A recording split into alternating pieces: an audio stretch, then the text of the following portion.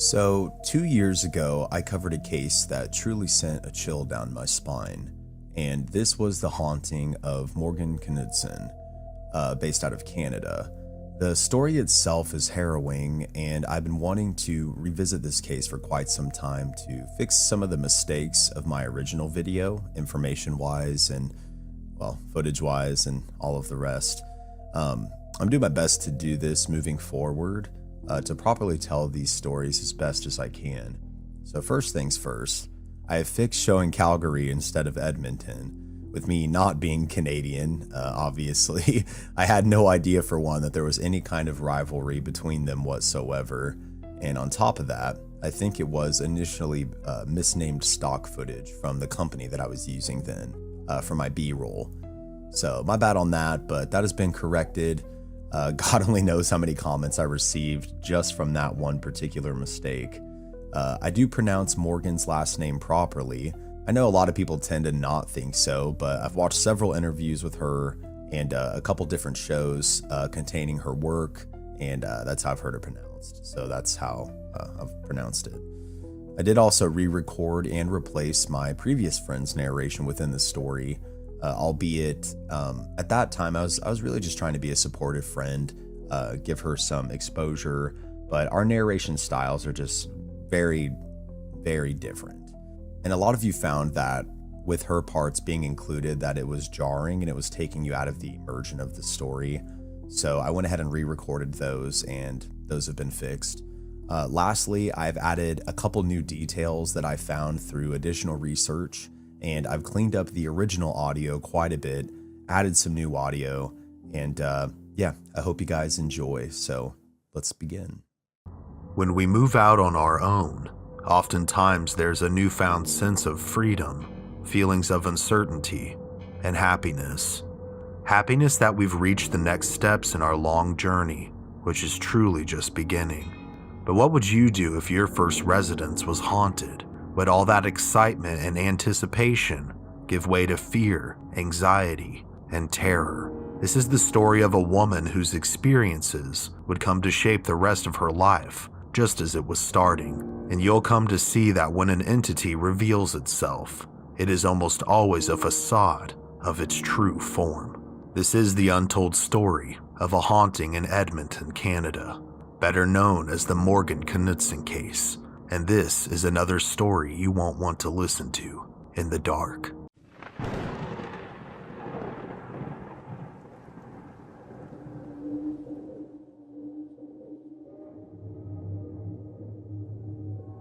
Edmonton, Canada, once a trading post, now turned modern-day metropolis, known as the gateway to the north.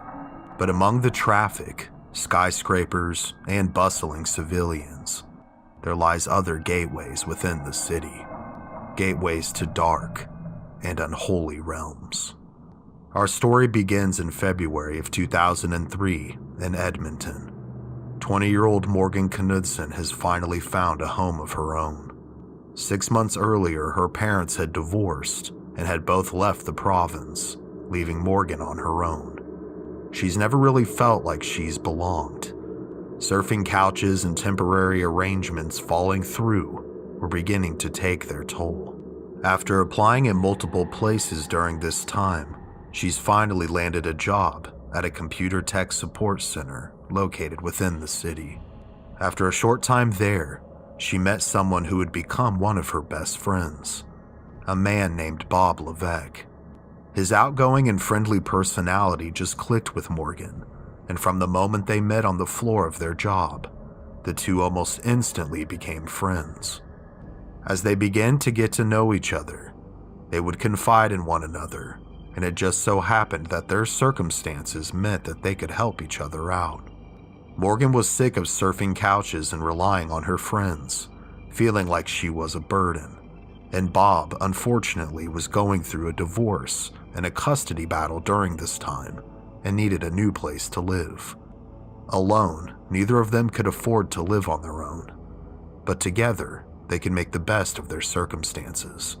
So they agreed to lift each other up, and before too long, would find an apartment that seemed to be the perfect fit. However, as we'll come to see, as their story is written, it's far from it. The two roommates were very similar in the fact that they wore their hearts on their sleeves. So as they unpacked and got settled into their new apartment, anything and everything that was special found a place. Whether it was on a shelf, on a counter, or on a wall. As they unpacked, Morgan couldn't help but notice the amount of strange-looking candles in one particular area of the living room.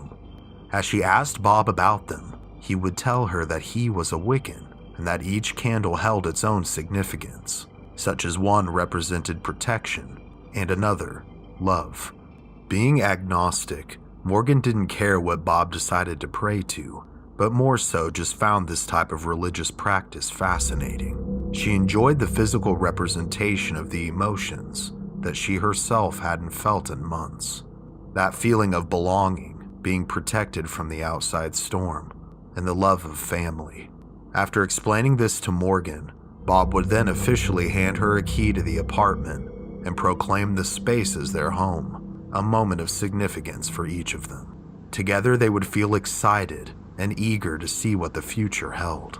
Several days later, as Bob and Morgan returned from a trip to the grocery store and make the trek up to the 4th floor of the complex, which is where their apartment was located, as they approach the door and start to unlock it, it's as if someone is on the other side, holding the locking mechanism. The two then begin to hear movement coming from inside the apartment, the sounds of shuffling and footsteps. Morgan rushes down the stairs and outside to check if she can see anyone inside their apartment from the outside. As she rushes out the door of the complex and out to the curb to look, she sees nothing. She quickly makes her way back into the complex and then back up the 4 flights of stairs to where her and Bob's apartment is located. Only when she gets there, there's no Bob to be seen. The front door is wide open. As she approaches it, she's soon startled by a man. Thankfully, it's Bob. He explains that he was able to get the door open somehow, and that he had heard shuffling noise coming from the apartment next door as well. But after Morgan explains that the next door apartment is vacant, Bob quickly dismisses their experience, saying that old buildings tend to creak and moan as they settle, and we probably heard nothing. Although perplexed, Morgan simply accepts this explanation, grabs the groceries from the floor, and heads inside. Later that night, as the winter moon hangs in the sky, Morgan is suddenly woken up by the sound of banging coming from the wall next to her head. Thinking Bob was awake and stumbling around, she gets up and makes her way towards the living room. As she goes to ask him if everything is all right given the hour, she walks past his room where she finds him asleep. Standing still to listen for the noises that had woken her up, she hears nothing. Once again, unsure of what to make of the situation, she is unnerved, but eventually makes her way back to her room and back to bed. Roughly a week after this night, the two friends host a moving-in party with several of their colleagues from work, hoping to cut loose with a few glasses of wine, some home-cooked dinner, and some company. They spend the night joking and laughing.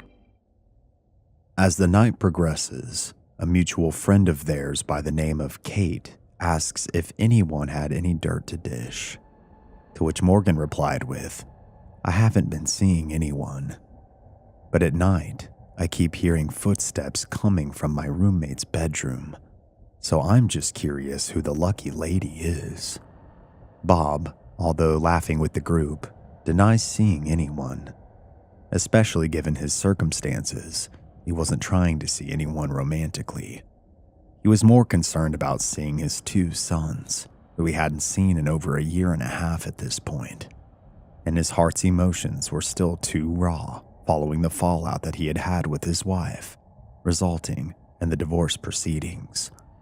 The group soon moves on with the night, and eventually all would leave except for the hosts, Morgan and Bob. As the two clean up after the celebration, Bob asks Morgan, "Were you serious about hearing footsteps at night?" To which she replied, "Yeah, I keep hearing them, but it could just be my mind playing tricks on me." After a moment of silence, Bob replies with, "No, it's not your mind playing tricks on you. I've been hearing things too. And the other night, I saw something that I can't explain." Concerned now, Morgan would ask him to elaborate. Bob would go on to say that he believed he saw a spirit in his room the other night. He was woken up out of a sound sleep by the flickering of a light. Thinking that it was storming outside, he wiped his eyes, only to see the figure of a small boy when he opened them again. The boy was younger, resembling the age of an 8 or 9-year-old. Upon asking the boy who he was told that his name was Joseph. Ever since that night, Joseph had been visiting Bob almost nightly to talk with him. Bob, however, had been keeping this to himself until now. Upon hearing these details, Morgan was concerned, but didn't think at first that it was something paranormal. She believed it could be Bob's subconscious inventing a delusion due to the stress of him not being able to see his 2 boys during the situation he found himself in with the divorce and now an ongoing custody battle. But still, she couldn't fully remove the happenings in her own mind. From the door being locked and not wanting to open, to hearing the banging sounds and footsteps, she thought, what if the 2 were truly related somehow? As she pondered those thoughts, Bob had stepped out of the room briefly, but would return with one of his candles. Wiccans often believe that certain objects can help and strengthen their prayers, and this candle in particular was supposed to help focus the energy of the home and bring peace and harmony to all who dwelled within it. So by lighting it, he believed that it would help Joseph move on and also help calm Morgan's nerves. So focusing his intent, he does just that. The following morning, as the 2 wake up and begin to get ready for the day, Bob heads out early since he has a doctor's appointment, while Morgan prepares to head into the office. As she heads towards the key holder, things in hand for the day, she realizes that her keys aren't there. As she sets her items down and begins to search, she feels the hair on the back of her neck start to raise up. She glances up from the couch she had been rummaging through to see the slightest glimpse of a small boy out of the corner of her eye. But as she realizes his existence, as she fully focuses on his image, he is gone. However, glancing back over to the key rack, there in their usual spot are her keys, which were not there previously.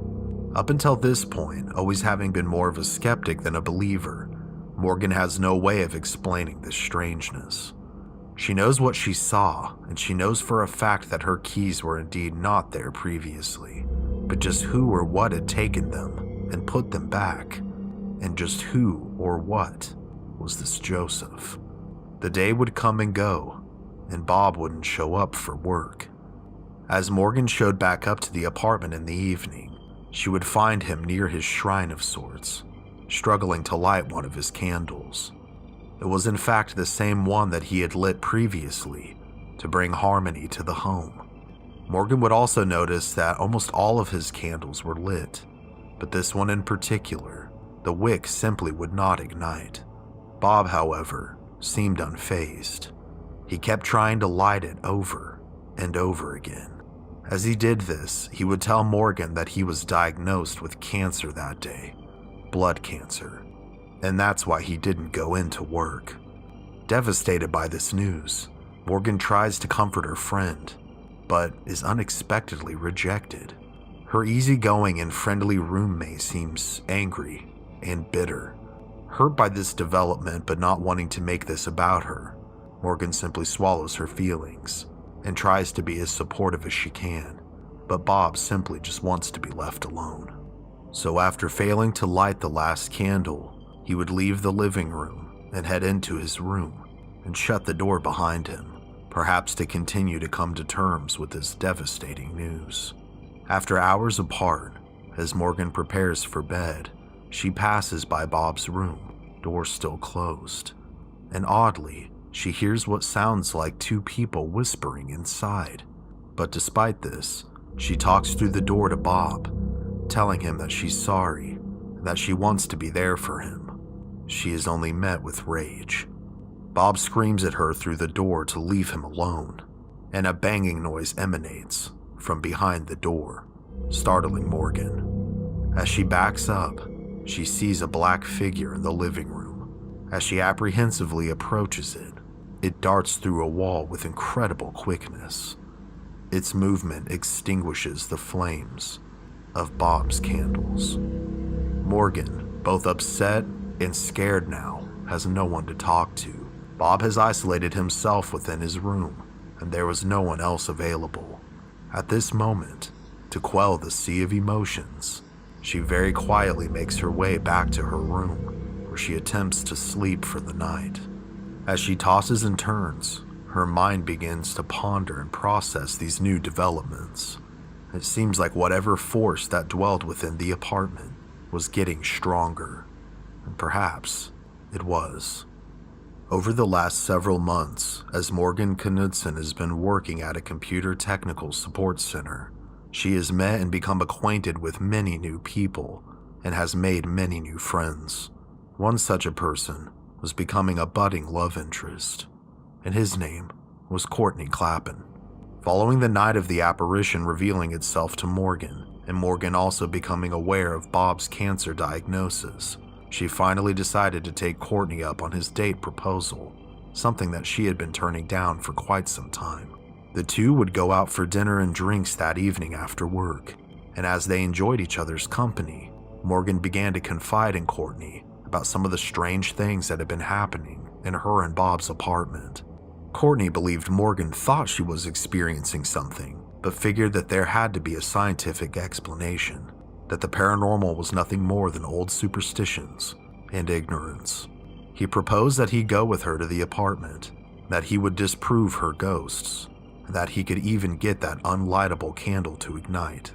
So figuring she had nothing to lose, Morgan agrees. After the small drive, the two find themselves inside the apartment, where Courtney proceeds to begin lighting all the candles on the shrine. He is successful lighting all of them, until he reaches the one that Morgan had mentioned would not light, although she didn't tell him which one it had been. He tries for several seconds, until suddenly it does manage to light, but what happens next shocks them both. The candle suddenly begins to spark, and the flame itself shoots out from the top of the candle several feet, something which should be impossible. It then goes out. The two sit there in disbelief, when the silence is broken by Bob walking into the living room. However, he doesn't say anything. He just glares at them and simply walks away. In the months to come, Morgan and Courtney would begin dating, and although Morgan tries to be there for her friend, Bob seems to be losing himself. He no longer speaks to her. She barely sees him, and he just spends all of his time inside his room, talking to Joseph, and more disturbingly, she can hear both of them. It is not just Bob talking to himself. One night, she distinctly hears him say, "You always know just what to say when I need to hear it." This sad trend would continue for quite some time, until one morning, when Morgan wakes up to get ready for work, she is greeted by Bob, who's already dressed and cooking breakfast. Shocked but excited to see an inkling of her old friend back to his normal self, she hugs and greets him. But Bob not only seems normal again, but he seems elated. The legal proceedings have finally allowed him to be able to see his boys again. So he tells her that after work, he's headed to Saskatchewan for the weekend for some much needed family time. Being both happy for her friend and for their relationship hopefully returning to what it used to be, Morgan wishes him a safe trip. As Bob leaves the apartment, she makes her way to the restroom to take her morning shower. As she draws the water, undresses, and begins to bathe herself, unbeknownst to her, the door to the bathroom slowly begins to creak open. As she massages her scalp with shampoo, she hears what sounds like whispering coming from behind the shower curtain. As her eyes dart towards the direction of the sound, she begins to hear dark and sinister laughing emanating behind the curtain.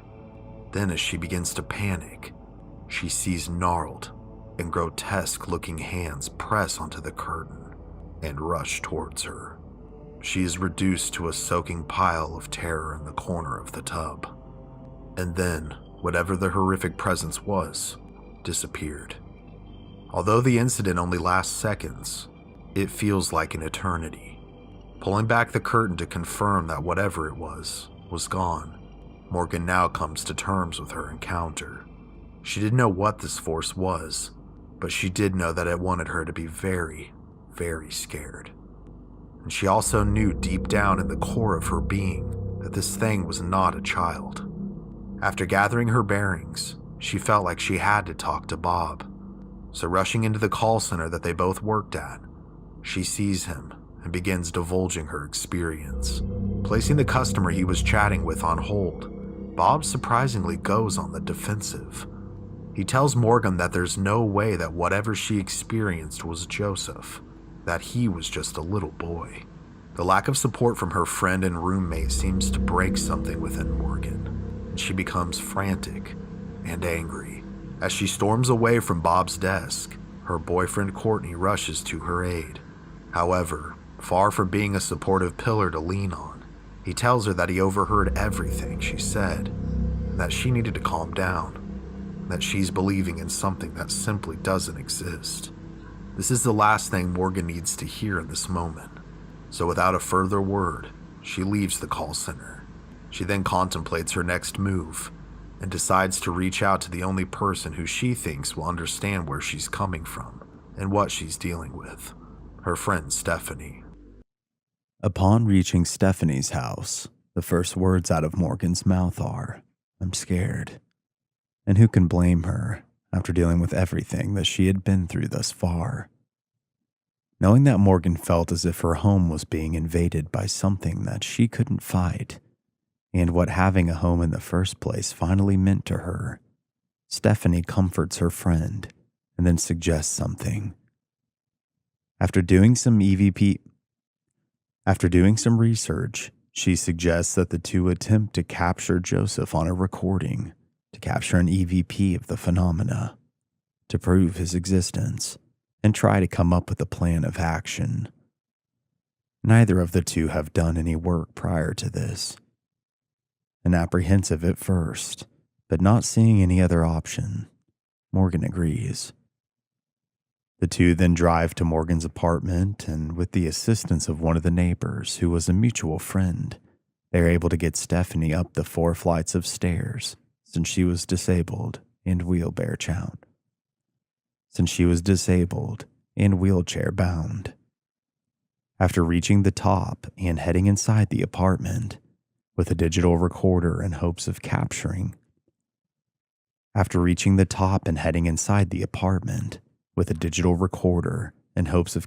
something useful to possibly show someone who could have the expertise to assist them further, they make their way towards Morgan's room. Within a few minutes of being inside, they hear something shatter in the living room. Walking to see what it could have been, they come across a statue that Morgan had first put up when her and Bob had moved in. A statue that symbolized just how much having a home really meant to her. It now laid in pieces on the floor. Morgan believed this to be some kind of a challenge from the entity, almost a provocation of sorts. So instead of starting in her room, she decided to begin their recording there in the living room. And as the recorder did its job, Morgan began to ask her questions. These questions ranged from, how old are you? What are you? Where did you come from? Why are you here? And why are you targeting me? Among many, the process of trying to make contact and record a response is painstaking. And after hours of attempts, after playing the recording back, they received no responses. At this point, it was very late, and although nervous about sleeping in the apartment, Morgan had the company of her friend, so the two decided to turn in for the night. This decision was also made since the mutual friend who had helped carry Stephanie up the stairs earlier in the day was also long since asleep for the night. After settling into Morgan's bed, the women drift off to dreamland, and something spectral was watching them sleep. Around 3 a.m., both Morgan and Stephanie are woken up by the sounds of footsteps in the living room. At first, they thought it was Bob, but Morgan knew that Bob had been looking forward to seeing his sons more than anything, and unless something catastrophic had taken place, there would be no reason for him to be home, let alone at 3 a.m. As Morgan turned towards the door to go and figure out just what was happening, the door to her room opened by itself. The atmosphere now grew tense. Morgan was then suddenly thrown backwards, and the door, which had creaked open on its own, now slammed shut. Stephanie frantically called out in the darkness, asking what was happening. Due to her disability, she was unable to move and was facing away from the door.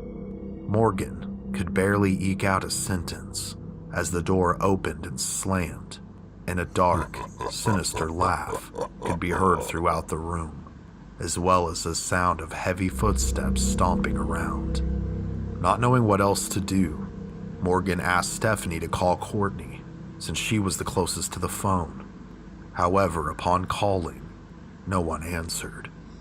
The two of them were now isolated, and Morgan knew that if she left her friend there to go and get outside help, that this force, could lock doors and was feeding upon their fear. It would be hard telling what it would do to Stephanie. So together, they seemingly had no choice other than to brave the storm.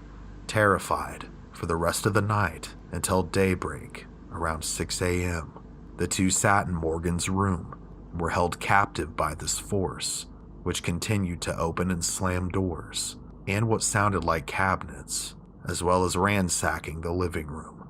At dawn, a call breaks the silence of the apartment. It's Courtney. After a brief explanation, he heads over with his help, and the three of them are able to leave. After dropping Stephanie back off at her house, the couple begins to talk. Courtney is still not convinced that the two of them really experienced anything, but regardless, he suggests that Morgan leave the apartment for several days to clear her head.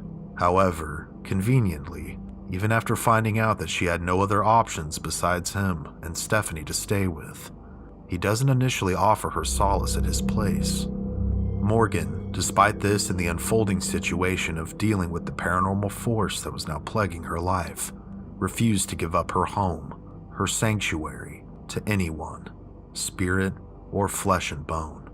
She decides to go back. Upon arriving at the apartment with Courtney, the two walk in and are greeted by Bob in the living room. He seems upbeat and certainly more at peace. The trip to see his boys must have gone well. He explains that on his trip, he picked up a blessed candle that should help with things.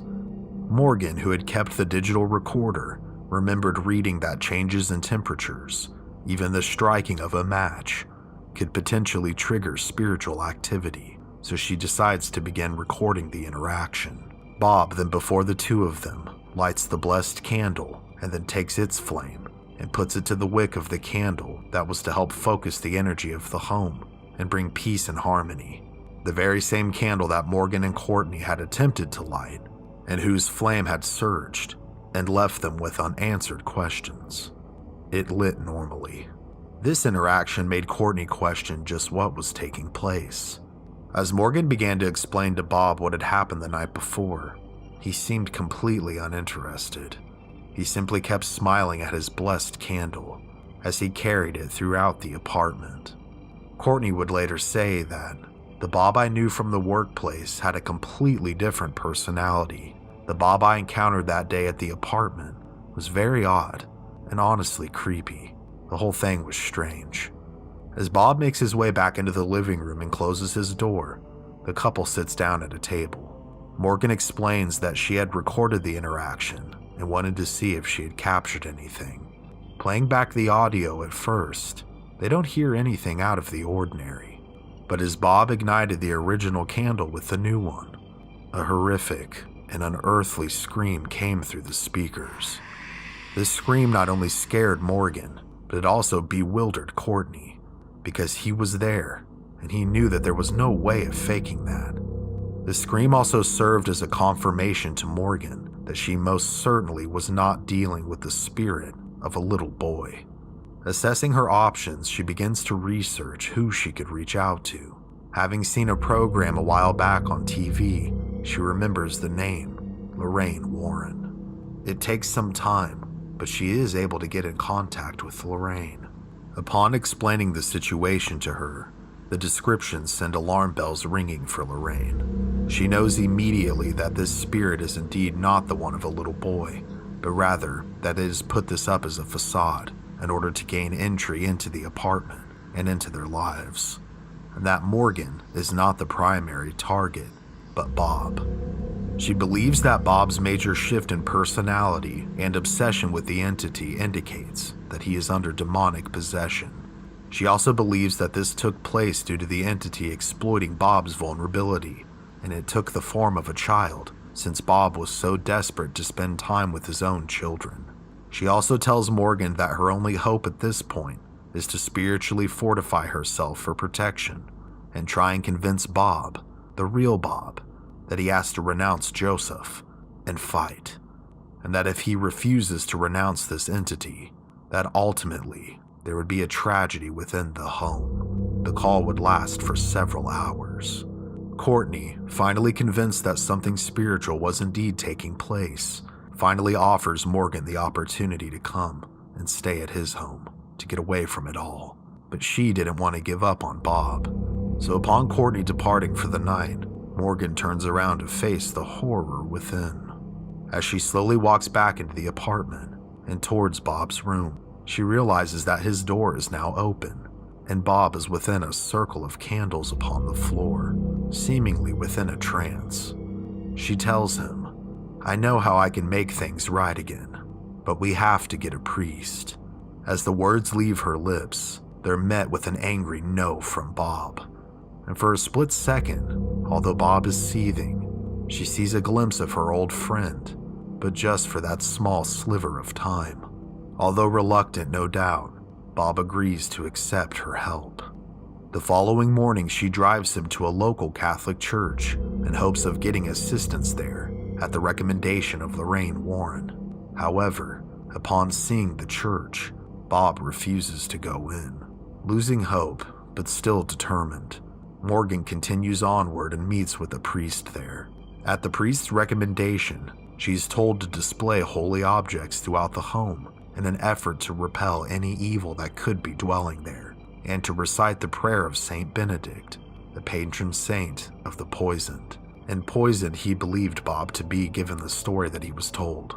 The priest wanted to assist further, but without the permission of Bob and an in-person meeting, he would not be able to do so.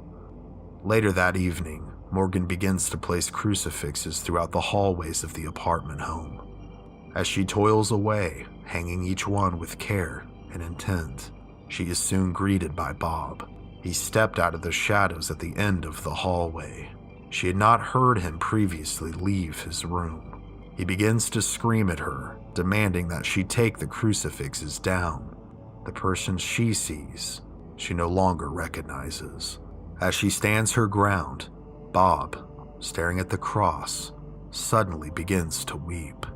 And for another brief moment, the Bob she once knew seems to come through once again. He explains through the tears that he knows that something isn't right, that it's not the cancer diagnosis, that there's something dark and angry residing within him, but that he doesn't know what to do.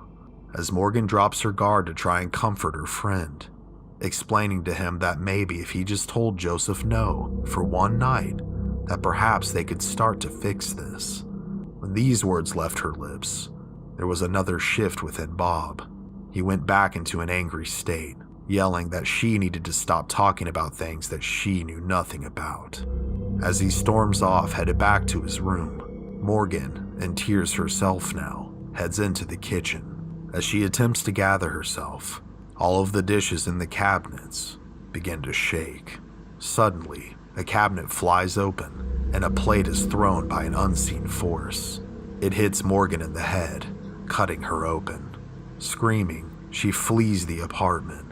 She would find solace with Courtney that night.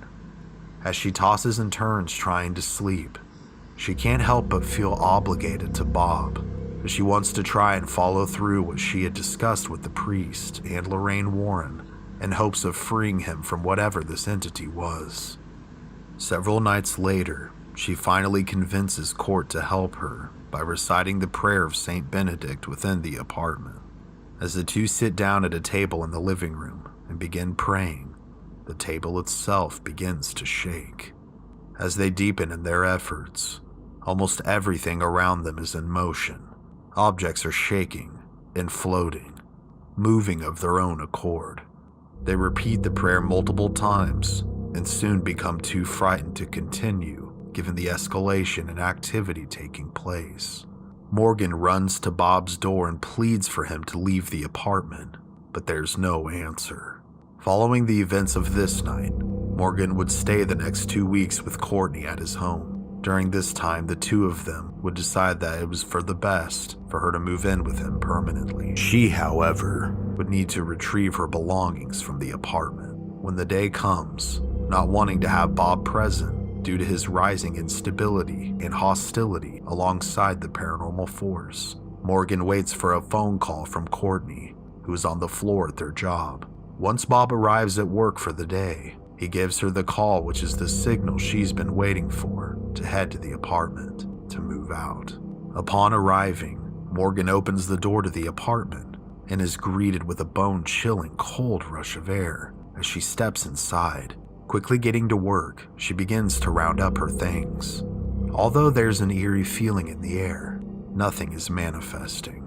Meanwhile, at the call center, Bob has gone missing. This sends up a red flag to Courtney when he happens to notice. When he finds out he's been gone for over an hour, he rushes to call Morgan. However, his call would fall upon deaf ears. Her phone had been left inside of her car. Back at the apartment, Morgan finishes packing the last of her home's keepsakes from the shelf in the living room that she had put up when they had first moved in. She only has one box full of belongings. It's not much, but it's all she's got. As she takes one last look at the apartment, savoring the situation as a whole, she turns around to approach the door to make her final exit. The door opens. It's Bob. He's pale, sweating, and looks like a shadow of his former self. He immediately goes on the defensive. He gets in her face and starts grilling her on what she's doing, but Morgan refuses to cower. She calmly tells Bob that she still cares for him, but that she can't help him anymore, and if he can't help himself, by renouncing Joseph. Bob throws back a seething reply. He doesn't need me. I need him. Take your trinkets with you. Your God didn't save him anyways. Bursting into tears, Morgan grabs her box to leave, but blocking the door is the apparition of a child. It's Joseph. However, he begins to morph into something grotesque. A mangled monstrosity, inhuman and abhorrent. Morgan later described the creature as having black eyes, gnarled fangs, and gray, dead skin. When the creature dissipates, seemingly within seconds, Morgan leaves. The last sound she hears is the whispers of a little boy talking to Bob in his room. She leaves knowing there's nothing more she could have done. After this day, Bob never shows up to work again.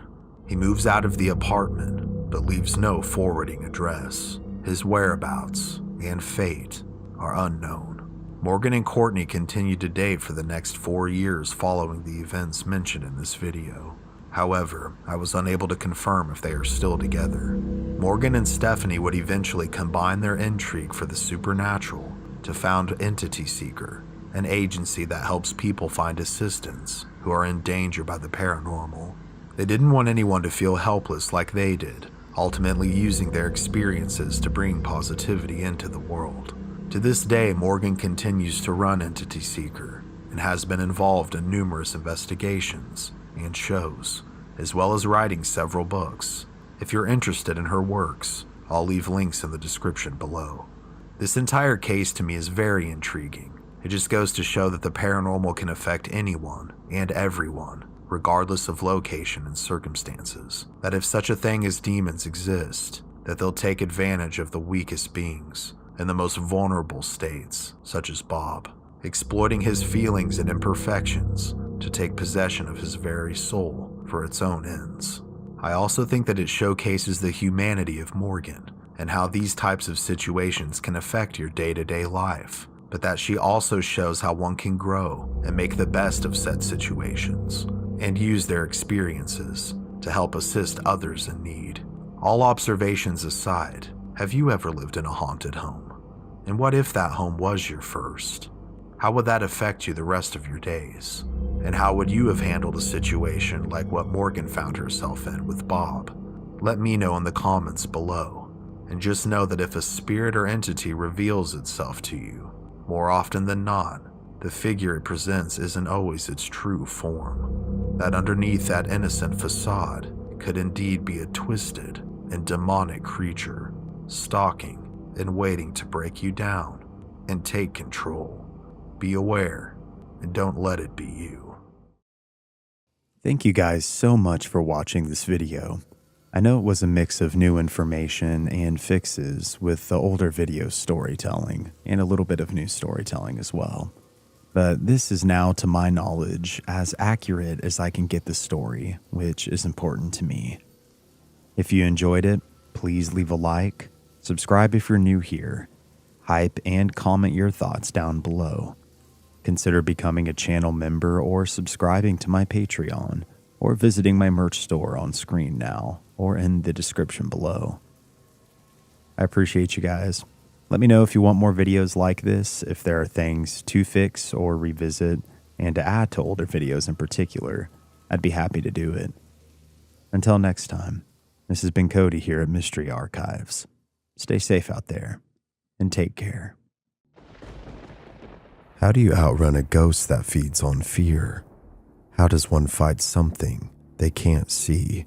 In the late 1980s, a modest bungalow in San Pedro, California, became the site of one of the most bizarre and well-documented hauntings in American history.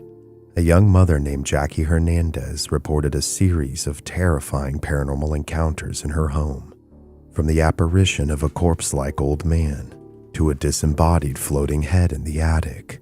The phenomena quickly escalated from mere sightings to unexplained lights, foul odors, and even a viscous, blood-like liquid oozing from the walls. As Jackie's pleas for help grew urgent, a team of investigators, led by veteran parapsychologist Dr. Barry Taff, arrived, only to find themselves under attack by unseen forces as well. What followed was a 2-year saga of poltergeist activity so intense that it allegedly endangered lives. It baffled experts, and ultimately followed Jackie from one residence to another. In today's episode, join me as I re-examine the key elements of the San Pedro haunting, its background and timeline, the documented paranormal activity, the investigators' findings, and subsequent developments, and also explore additional research, theories, and community reactions surrounding this unsettling case. So grab a drink and a snack, snuggle up and get comfortable and ready, because this is a case you certainly might just want to hear about, albeit for most, with the lights on. For others, the braver souls amongst us, turn the lights off if you dare.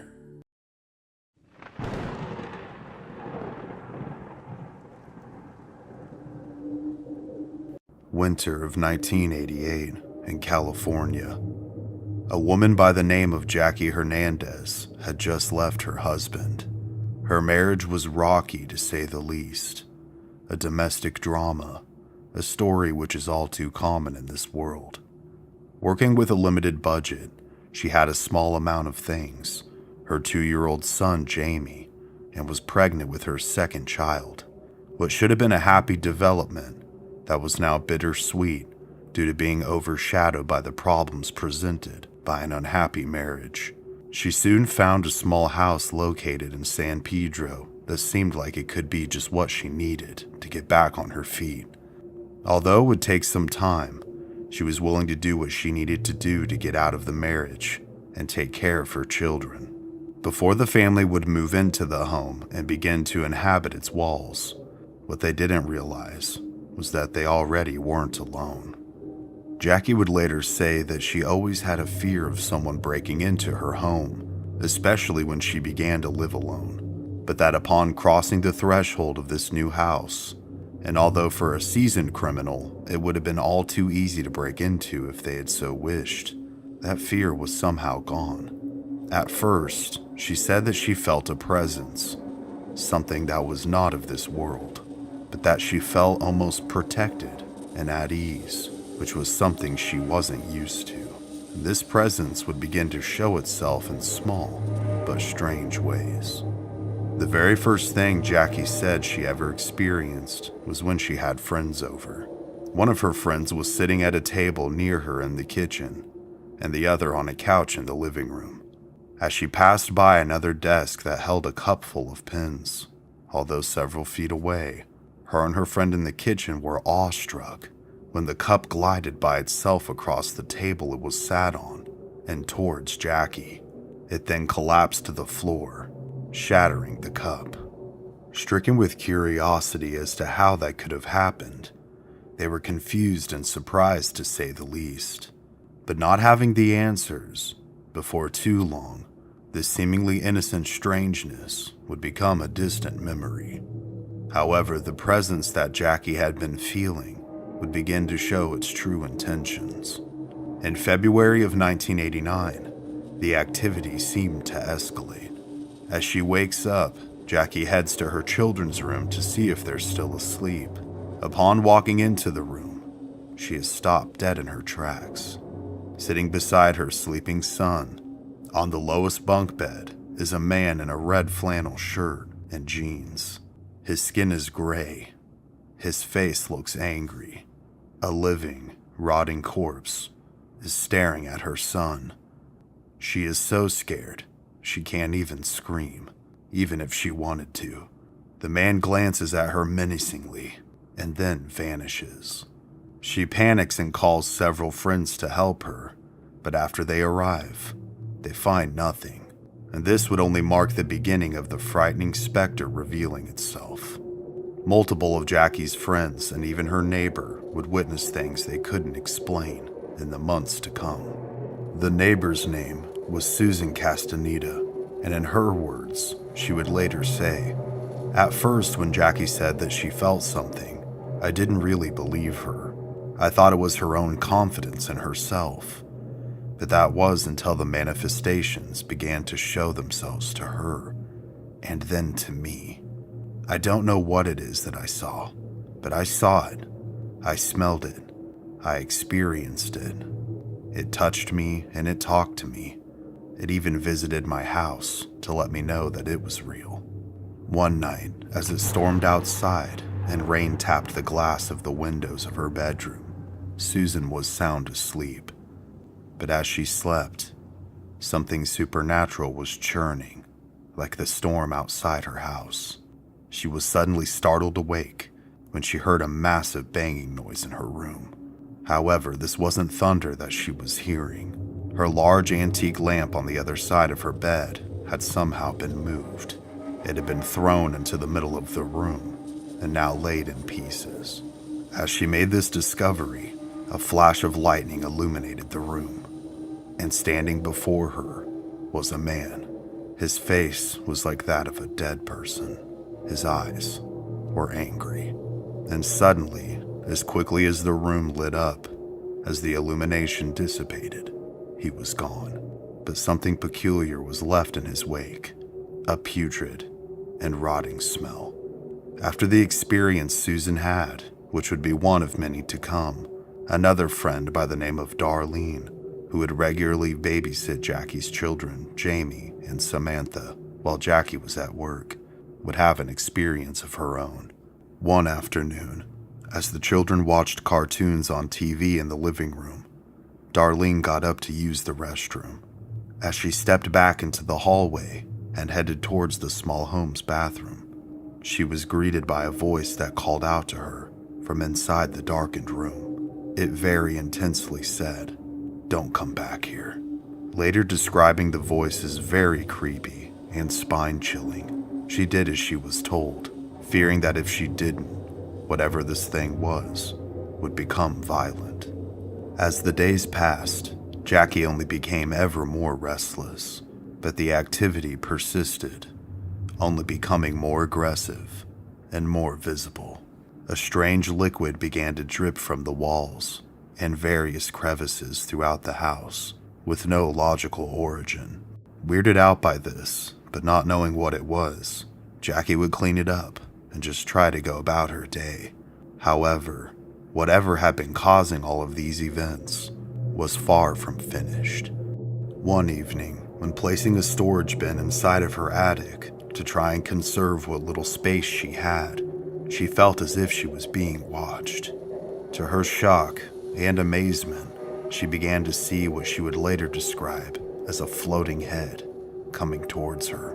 But upon seeing the specter, it picked up speed dramatically. It came at her so quickly that she panicked and fell off the chair that had been propping her up to gain access to the attic.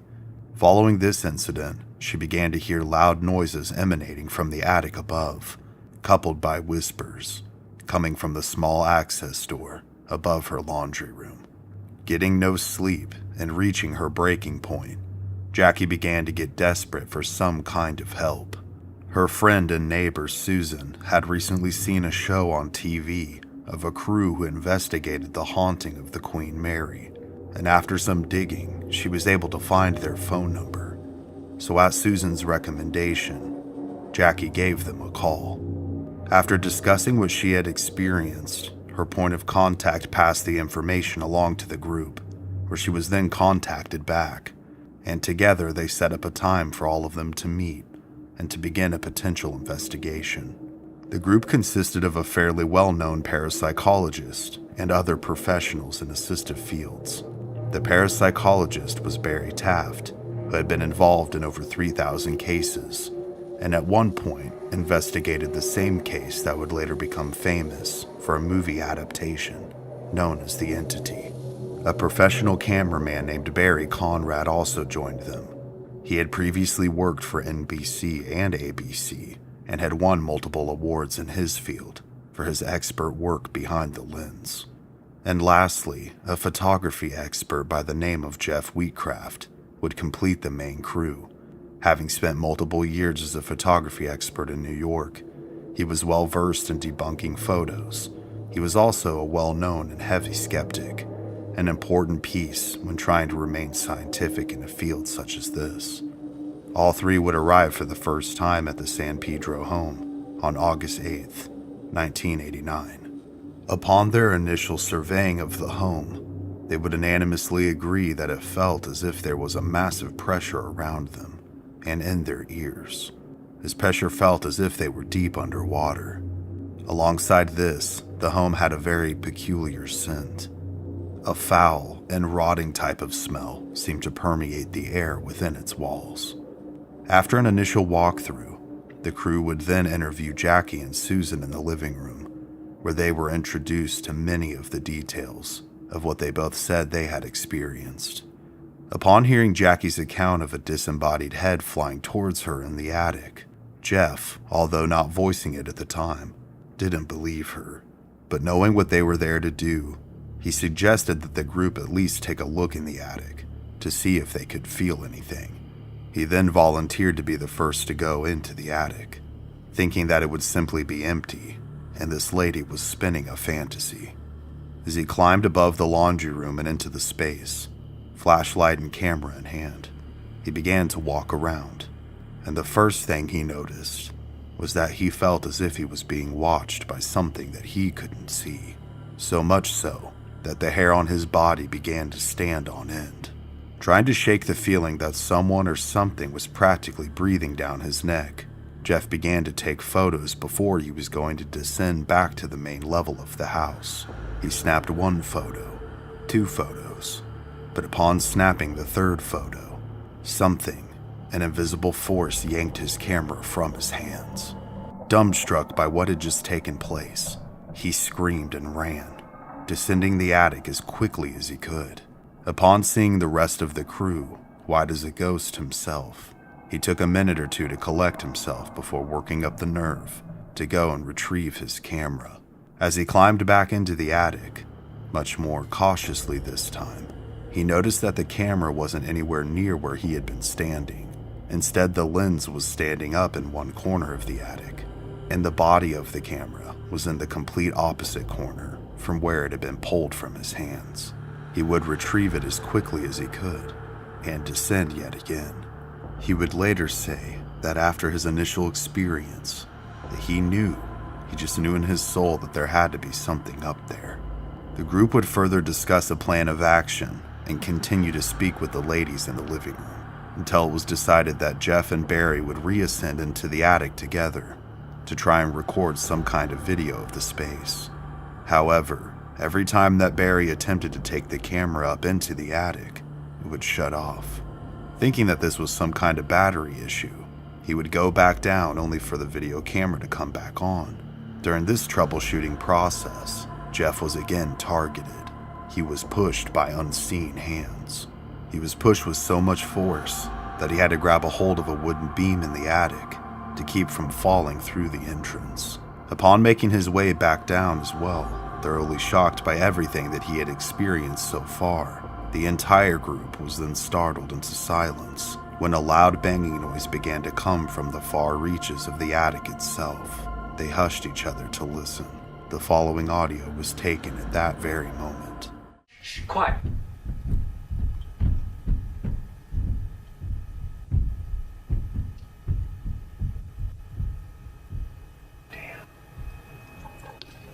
There has been noises in this room that come from right in the center, right here. Once it finally stopped, the group knew they were experiencing something they couldn't explain, and they were convinced that this was the real deal. Attempting to photograph whatever could have been making the noise, Jeff would partially put himself up into the attic to snap additional photos. He would then see multiple flashes of light, followed by what he described as a massive black shadow or presence that was huge and moving from side to side. The crew would then leave for the night shortly after this interaction and would plan to return several weeks later. However, shaken by what he had experienced, Jeff did not want to further participate. On August 28th of 1989, the remaining crew would return, and things at first seemed relatively quiet this time, not nearly as active as the first experience. And that was until about 4 a.m. Sitting in the kitchen, they began to see a strange liquid pour from inside the cabinets.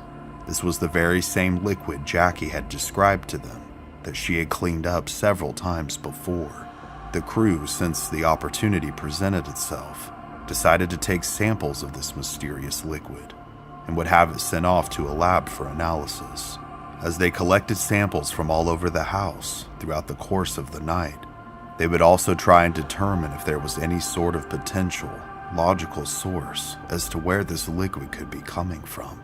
However, they would discover no pipes, no trickery. They had no valid explanation as to what could be causing this strangeness. The results from the lab once they were in were bizarre to say the least. The liquid was actually human blood plasma with a high concentration of copper and iodine, and the plasma had come from a human male. This stunned everyone and further deepened the mystery of this very unusual haunting. After this night, the crew planned to return after a short time while they examined the things they had captured thus far to try and determine just what could be causing the haunting. In the meantime, Jackie was left alone, or on rare occasion, with a friend. She would very often leave voicemails of what she was experiencing on Barry Conrad's answering machine. Shortly after their departure, one night as she was trying to sleep, the banging in the attic began again. As she sat terrified, waiting for it to stop, it would, but something new and equally horrifying would take its place. The sound of a deep, almost monstrous breathing began to manifest instead, and this manifestation made Jackie not only scared for her life, but come to the conviction that she wouldn't sleep in the house any longer, and certainly could not live there anymore. Various members of the crew would stay with Jackie to further investigate when their schedules would permit in the days to come. However, there was one night in particular that wasn't just an ordinary episode. No, this night was a matter of life and death. September 4th of 1989, drained and exhausted, Jackie Hernandez was now alone in the home once again.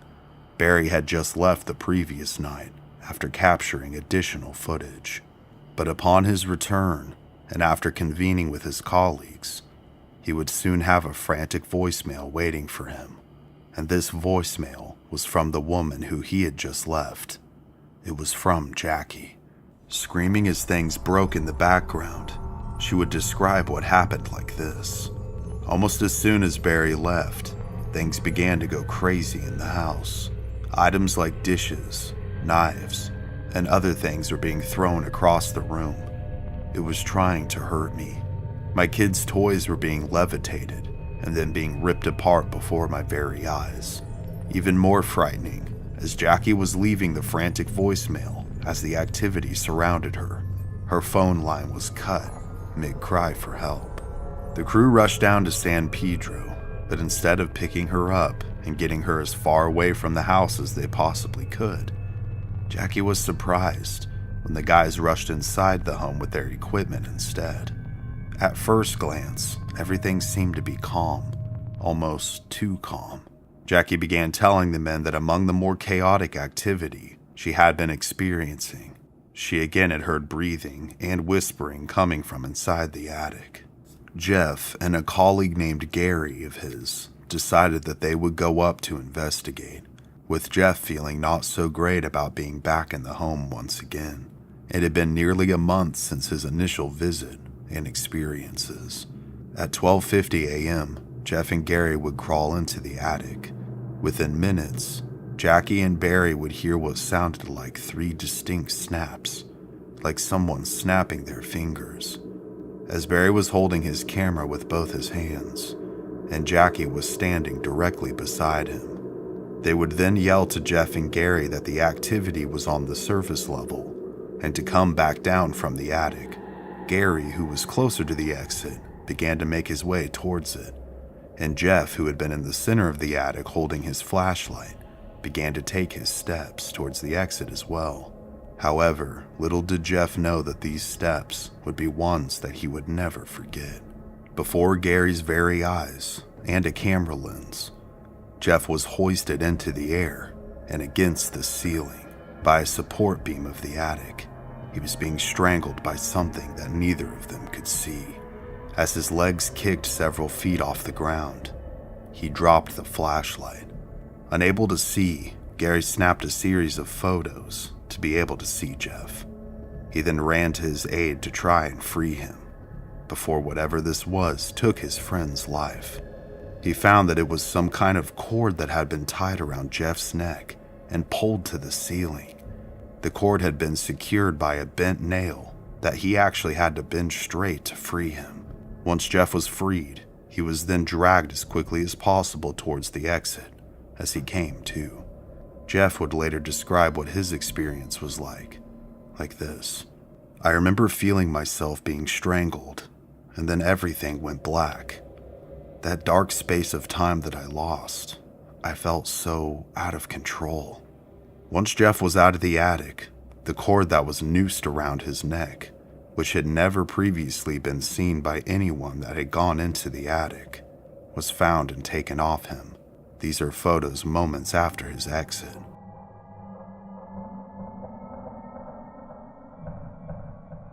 As Jeff tried to come to terms with what had just happened, as everyone else was frightened, Barry, the man behind the camera, was attacked next.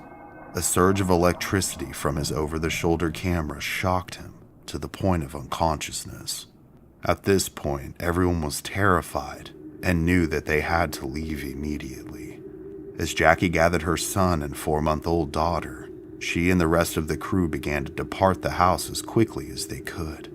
Jackie's daughter was now crying due to a large red mark on her forehead that came out of nowhere. The activity then began to pick up in the house as they were making their way out.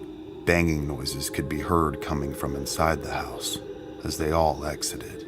They would all leave shortly after 3 a.m. this very night.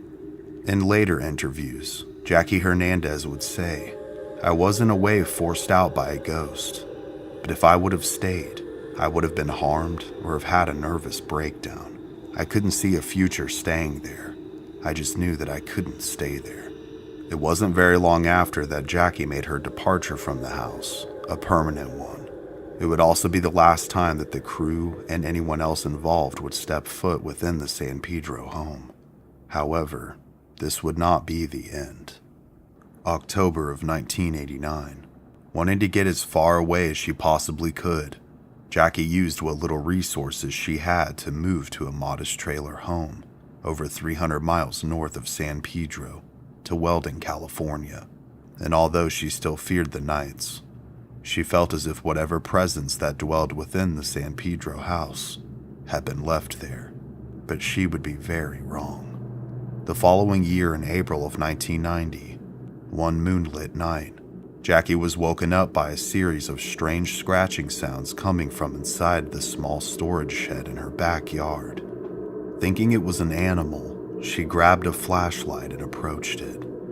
As she got to the door and pulled it open, the scratching sound stopped, and an all too familiar sense of fear came flooding back. Although she didn't hear anything else going bump in the night, all the hair on her body stood on end, just like it had at the San Pedro house. Just weeks after this development, Jackie would see a large black mist float through the hallway and towards her daughter's room.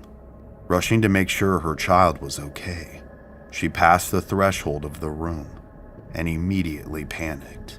The comforter in which her daughter was laying on was on fire. Bizarrely, it looked as though someone or something had touched or sat down exactly where the spot was burning. Thankfully, her children were okay after she very quickly extinguished the flames and then snapped a series of photos as evidence afterwards, believing the presence to be back in their lives. The black mist, however, was nowhere to be found. As a result of the past dealings at the San Pedro house, as well as the resurgence in her new home, Jackie began to suffer horrific panic attacks and almost constant anxiety as a result of the trauma that she had endured. She wouldn't be able to breathe when the knocks would begin at night, and they were always in threes. Having kept in touch with the guys who had been documenting the San Pedro phenomenon, Jackie had kept them up to date on the new incarnation. Never having seen this type of haunting before, the crew wanted to come up and see for themselves if this thing, this entity, had indeed followed her to her new home. It was midnight, Friday, April the 13th, when Barry and Jeff arrived. In later interviews, Jeff would say, "Many people have asked me, after what you experienced, why on earth would you go following this woman and her ghosts? The only response I could give is that I was compelled to finish this case. I wanted to see it through to the end, to some kind of conclusion." By this time, Jackie's nearby neighbors had experienced some activity themselves, which only began to take place after her arrival. One incident that happened was that several of her neighbors were moving a new television into their home when the face of an old man with evil eyes materialized in the screen. It was seen by both husband and wife moving it. Word had slowly gotten around after this night. Some of the teenage neighbors in the area noticed that there was an unfamiliar van parked outside of Jackie's house. After knocking on the door and getting the info as to what was happening, the two teens left and quickly came back with a Ouija board, hoping to assist. Given the time spent coming up, the desire to make contact, and to try and gain some sort of a resolution, and that it was a full moon on Friday the 13th. The crew thought that perhaps this was their best and only opportunity to contact whatever this thing was, and to try and elicit a response. And a response they would get. As they placed the board upon a table that all of them could sit around, the atmosphere was icy cold. At first, nothing happened. The board sat there idle, but within minutes, the entire table began to violently shake. The planchette began to move around the board and answer questions so quickly that all they could do was write down letters to try and decipher what it said. The candles around them flickered as if there were people running in the room, creating some kind of vortex. They asked just who the entity was, and it told them. It said it was a man who had been murdered, held underwater, and drowned in San Francisco Bay in the year 1930. They asked how many spirits walk the earth. It replied with, "Phantoms fill the skies around you." Jeff then asked it, "Why are you targeting me? Why do you hate me?" It replied with, "You have the likeness of my killer." They then asked, "Who in this room do you harbor hatred for?" The board then spelled out, "Jeff." Within seconds, Jeff himself was picked up multiple feet into the air and thrown into the wall behind his chair. This violence concluded the session.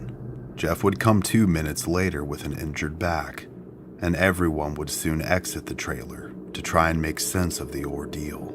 When day broke, it was as if the presence was weakened or went back into hiding within the darkness. Days after the unearthly encounter, Barry decided to take the information that he had gained and visit the News Pilot, the local newspaper there in San Pedro, to look through old articles to see if he could verify what the specter had told them. He soon found an article dating back to March 25th of 1930, where the body of a man named Herman Hendrickson had been discovered. His body had washed up in San Francisco Bay. Police believed he had been a victim of foul play due to a compound fracture in his skull, but due to a lack of evidence, his death would ultimately be ruled accidental. Herman Hendrickson was a seaman who worked upon a lumber company vessel known as the Astoria. Feeling compelled that he was onto something, Barry then took photos of the cord that had been tied around Jeff's neck in San Pedro to the local docks to ask around. Upon speaking to an elderly and career fisherman, he was told that the knot was a bowline knot, a very common knot that had been used on the seas for hundreds of years.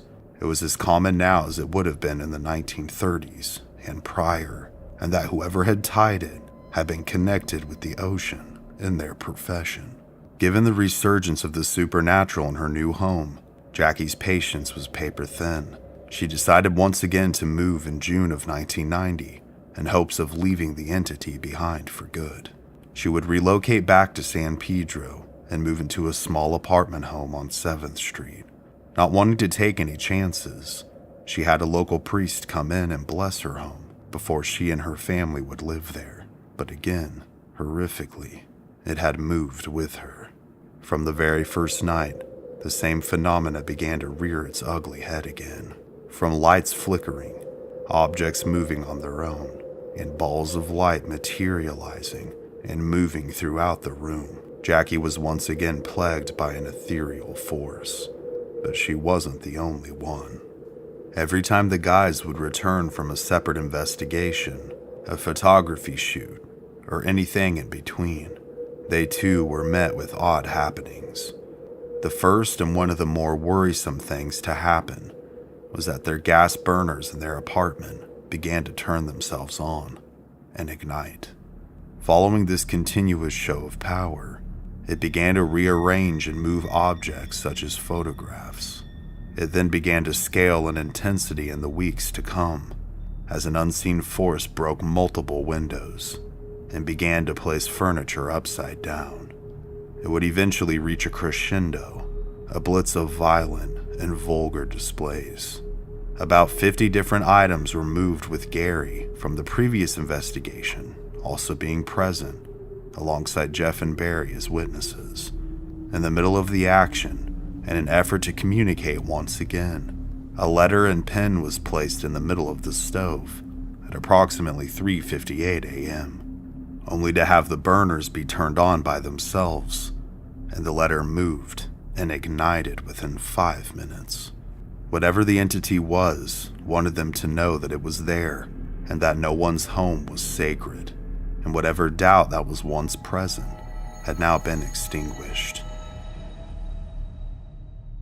When the case initially began in 1989, no one could have predicted the longevity and persistence of the paranormal phenomena that was to take place and just how many people it would affect. Today, Jackie Hernandez still experiences minor bouts of spirit activity, but things have long since calmed down from the days of 1989 and through the 1990s.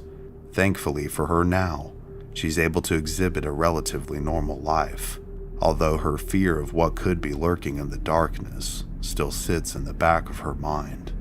But before we go, I do have some questions about the case, some that you may be asking yourself. But ultimately, although I will propose these questions, the conclusion is yours to make. Just what caused the spirit to haunt the home in which Jackie found herself in San Pedro? If it truly was a drowned and tormented soul who harbored hatred as it claimed to be, why would it find a residence over 400 miles away to haunt? And why would it pick Jackie of all people? Or could it have been anyone at that specific time and in that specific place? Could it have been the fact that she was vulnerable, or something else? She also claimed to have never opened any sort of doors, or dabbled in any sort of occult activity, although most of the time, that is the way these entities find their way into our world. But perhaps later on, when they asked and received their answers via a Ouija board in the Weldon home, maybe they allowed the spirit to become more present. Although it bothered other people like the friends and neighbors of Jackie, and followed Jackie to multiple residences, perhaps it was strengthened through this process, considering for a time the manifestations seemed to become stronger. Although many people consult a religious leader, like a priest, to try and cleanse a home or rid themselves of these kinds of entities, why didn't that work when Jackie moved into the final apartment on 7th Street? Could the entity have perhaps attached itself to her? Or, and although there is no evidence to support this, could her husband or relative unhappy with the divorce have placed some kind of hex or curse upon her? Just some food for thought as to how she found herself in this position. One of the more uncommon traits of this haunting, and one that still baffles me and others alike, was how was human blood plasma able to seep from various areas within the house? And just whose plasma was it? I've yet to find another case where this has happened.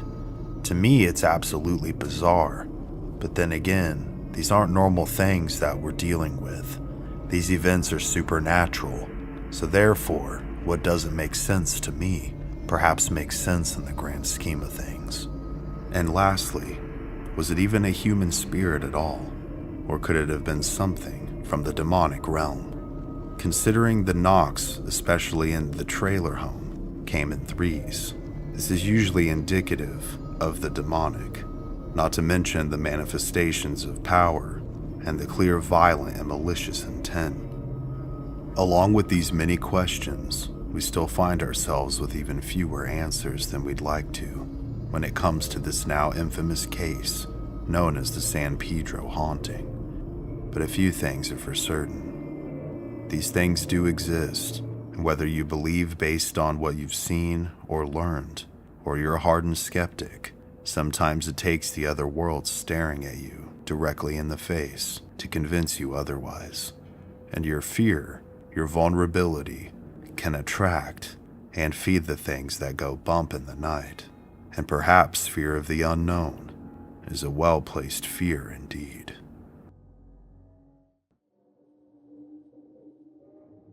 As of 1993, Jackie had reported that paranormal incidents had dwindled to only occasional minor oddities, nothing like the fury of before. essentially indicating that she was no longer living in constant fear. However, the psychological scars remained. Jackie admitted that she was more scared of dying than she was before, haunted by the idea that the spirits she encountered were living in hell, and that such a fate might await others after death. Paradoxically, she also felt a strange gratitude for having witnessed something so extraordinary firsthand, saying that, in hindsight, I think it was fortunate to see and experience something that most people never get to. Her children, fortunately, were young enough that they were largely unharmed by the ordeal. Samantha remembered nothing of it, and while Jamie had a lingering fear of sleeping alone, and one incident of being levitated or thrown against a wall, he was otherwise fine as he grew older. Jackie's close friendship with her babysitter Christina did not survive the trauma. Christina found the events so disturbing that she became deeply religious afterward and preferred not to speak about the haunting at all. She observed that Jackie was never truly the same following the events, describing her friend by 1993 as jumpy, overreactive to everything, and struggling with what sounded like chronic anxiety. The two women drifted apart once the daily battle with the supernatural was over. The haunting, it seemed, was the only true thing that they had in common. Meanwhile, the San Pedro bungalow itself did not quietly fade back into obscurity. In 1996 and 97, Jackie, Barry Conrad, and Dr. Taff returned with a TV crew from the program Strange Universe, a 90s paranormal investigation show, to film a retrospective. They interviewed the new property owners, who revealed that subsequent tenants also reported eerie phenomena in the house. In fact, the owners said that the longest any renter had stayed after Jackie was about 6 months. People kept moving out due to disturbances. Tenants had experienced flying objects, or objects moving on their own, the sound of disembodied voices, and unseen forces that sometimes pushed or attacked them, much like what Jackie had described. During the Strange Universe filming, the crew themselves heard loud knocks and thuds from the attic, and their modern audio and visual equipment repeatedly malfunctioned inside the house. However, the same equipment worked fine outside. This was striking confirmation that something unexplained still lingered at the old bungalow years later. Even late as 2008, there were reports among neighbors that the house was still haunted, suggesting that the legend had only grown with time. Today, the San Pedro haunting has cemented its place in local lore. The case is sometimes referred to as the Hernandez poltergeist house, and it's cited as one of the most intense hauntings ever recorded on the West Coast.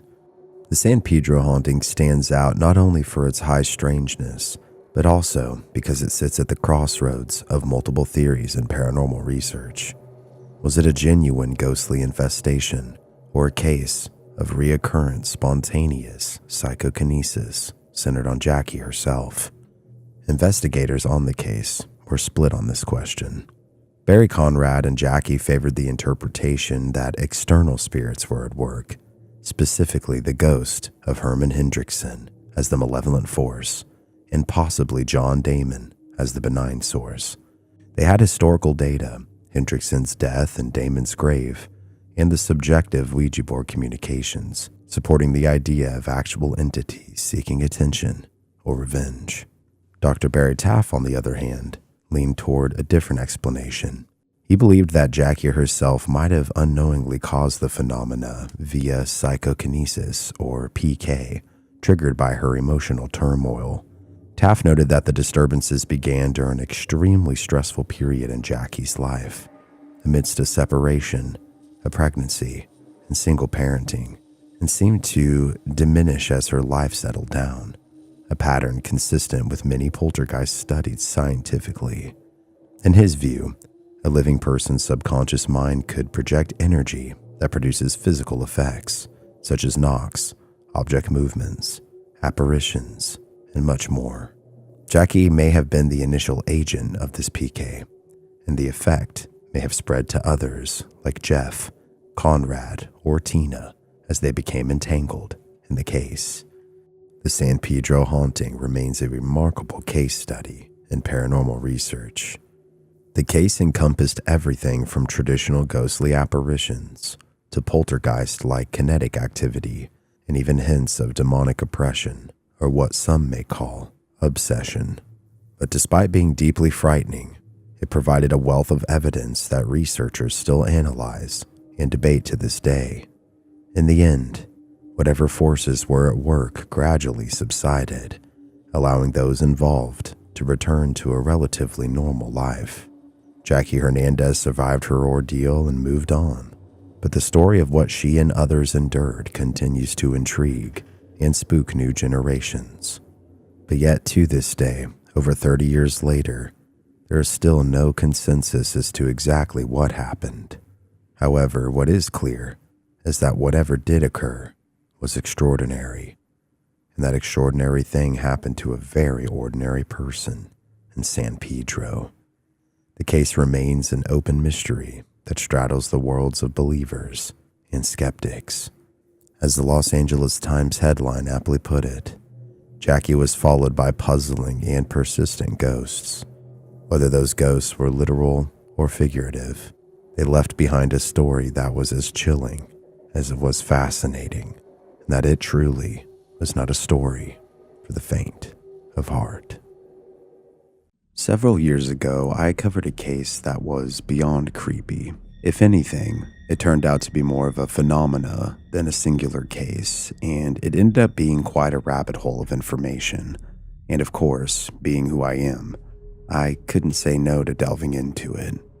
What unfolded before me as I dug deep was an extremely elaborate tale of a supposed demon manifesting in people's lives through the use of Ouija boards, hexes and curses tied to this thing, angry and terrifying encounters, and so much more, all tying back to a singular entity or demonic force that went by several names, but its most famous was Zozo.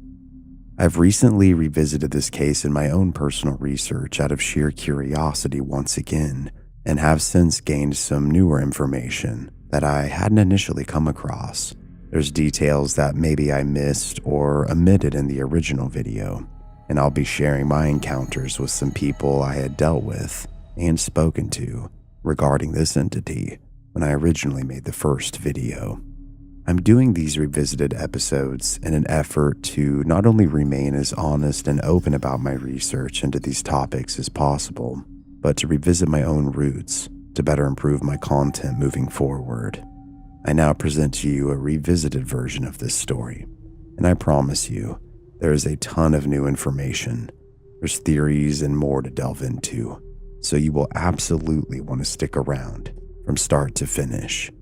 For some of you, if you are new here, if you enjoy deep dives into real hauntings, dark history, demonic encounters, unsolved disappearances, and so much more, then you're in the right place. This is one of the scarier and perplexing cases I've covered, so I would not recommend watching this video alone or in the dark, or both, if you like a challenge. Now, let's begin. Throughout history, it has been speculated that many have been plagued by an ancient demonic force. From Mesopotamia to more modern times, this evil and terrifying entity has said to enter our world and wreak havoc upon those who dwell within it. When a seemingly normal family disregards the warnings and partakes in multiple Ouija board sessions, what happened next nearly destroyed them. This is the untold story of the demonic Zozo House of Oklahoma and the abhorrent creature that stalks its walls.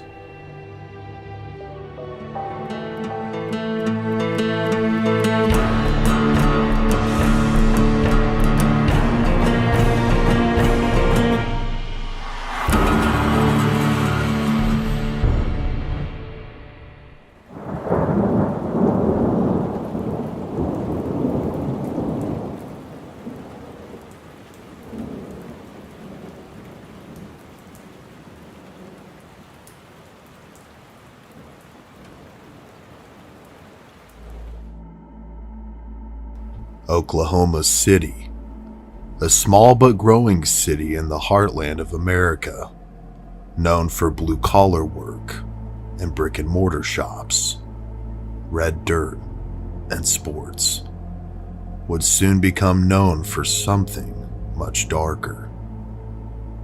A teenager by the name of Darren Evans was growing up here, a normal boy by all accounts, doing things that any teenagers would enjoy, hanging out with friends, shenanigans here and there, and dating girls. He began dating a girl named Brandy who attended school with him, and the two often found themselves visiting each other as often as they could, whether that was walking to and from school, in between classes, or visiting each other's homes. One day, while Brandy's home was having some plumbing work done on some pipes located underneath the house, the plumber doing the work would soon make a strange discovery. Located below the foundation of the home, covered in dirt, was an old Ouija board.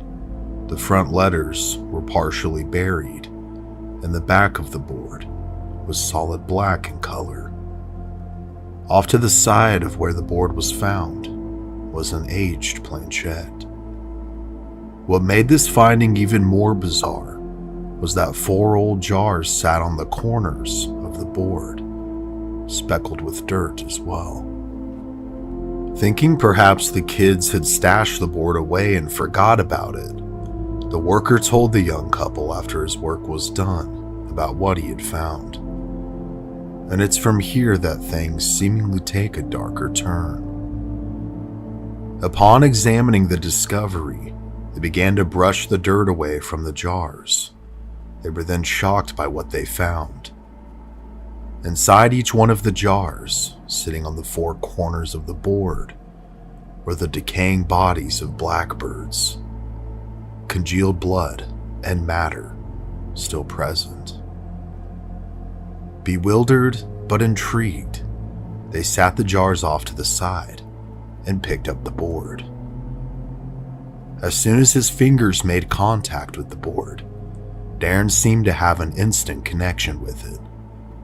And with this soon came a burning curiosity to examine it. And this curiosity would manifest into obsession. With this, the couple took the board inside the home, where they spoke with Brandy's mother. She actively practiced the Wiccan religion, but had no idea who could have put the board there. Several days later, curious as most teenagers are, Darren was an avid music fan, and one night, after building up the courage to do it, he decided he was going to contact the deceased singer of the popular band AC/DC, a man named Ronald Belford Scott, using the board. Scott had passed away from alcohol poisoning in 1980. After lighting several candles, laying the board with letters facing towards him, and placing the planchette upon the board, he began his session. At first, nothing seemed to happen, but Darren was still feeling this otherworldly connection to something within the board itself. After trying for half an hour, to his shock and amazement, the planchette began to move. Slowly at first, it then frantically began to move by itself, moving from Z to O, Z to O, over and over and over again, spelling out the name Zozo. Shocked and unsure of what or who he had contacted, Darren said goodbye in an attempt to end the session. Before his eyes, he saw the planchette spell out, "See you in hell," and then it threw itself across the room. A now terrified and bewildered Darren ran out of his room and tried to make sense of what had just taken place. But this was just the beginning of what was to come. It started with horrible night terrors, He would wake up unable to move or speak and would hear whispering in his ears.